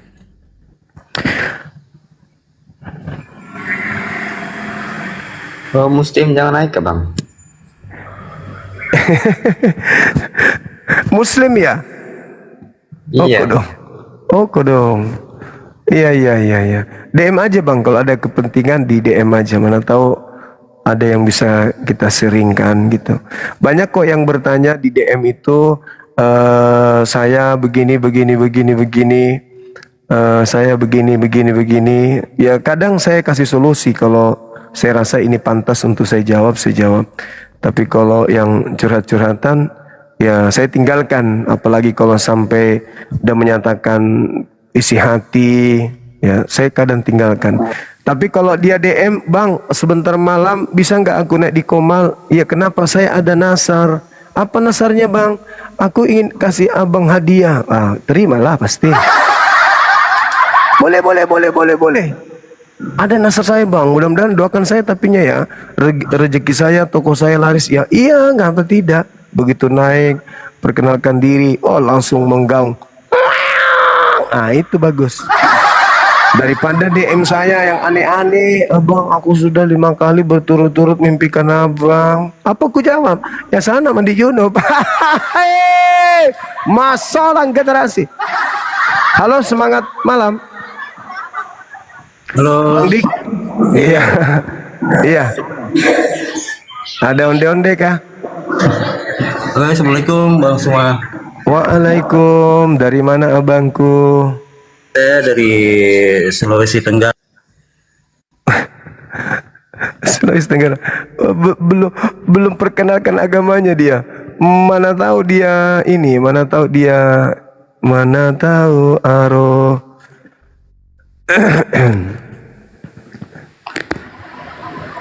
Ya, halo. Bang Juma. Waalaikumsalam Cynthia. Suami lagi nggak di rumah ya? Bang, saya cuma fine berat aja, Bang. Oh laki, maaf. Maaf. Iya, makasih. Agama mana abang ini? Islam. Islam, wah keren kali, udahlah cantik, namanya bagus, Islam pula. Makasih bang, sehat selalu. Halo. Halo. Halo bang. Halo juga.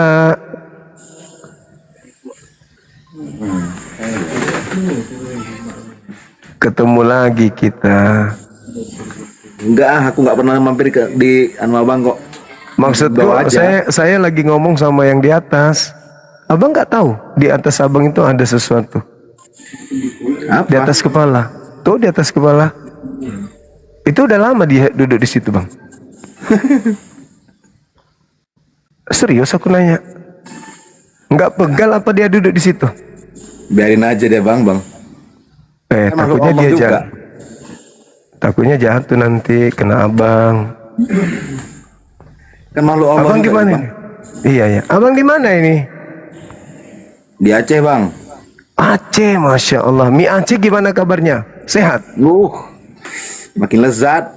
Makin lezat. Jangan. Ya udah nggak usah bahas itu. Ngiler aku langsung jadinya. Langsung telang liur kan? Nah itu dia. Ya ada pesan bang. Ada yang ingin disampaikan? Apa ya, semangat lah bang. Aku selalu nonton semangat. Video-video abang top. Alhamdulillah, masya Allah. Makasih abang, makasih. Semangat terus berjuang ke jalan Allah. Insya Allah. Makasih abang ya. Yuk. Salam sama saudara-saudara kita di Aceh. Salam perjuangan. Rapatkan barisan. Saudara Posta Rudi. Ya bang ya. Halo abang. Salam. Bang Pesta. Ada onde-onde kah? Ini yang pendeta yang kita undang tadi mana ya? Kok nggak datang ya? Ah ini dia. Ini biarawati teman-teman. Nanti coba diminta nomor HP-nya. Halo, selamat malam Ibu. Ibu. Assalamualaikum. Nah ini dia, masya Allah luar biasa. Iya. Dari mana? Katolik, Protestan.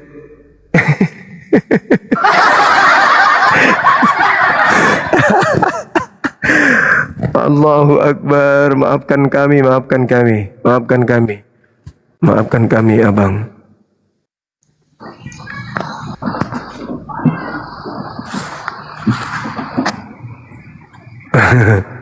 Dinda Jibril, ada lucunya juga. Halo, semangat malam.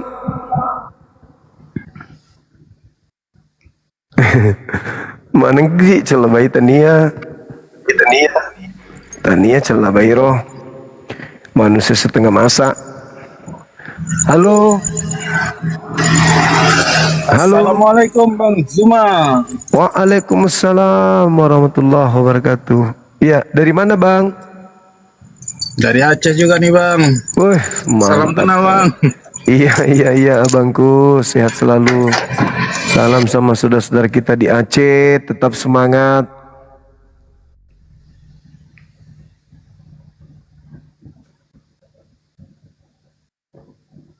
Wah ini dia. Yang... Halo. Halo bang. Halo.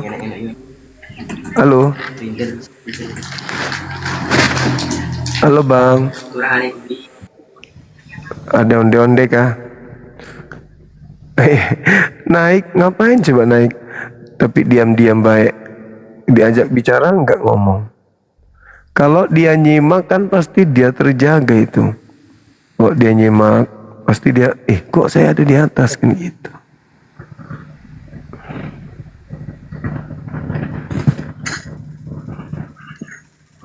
Semangat malam. Halo Bang. Halo. Malam.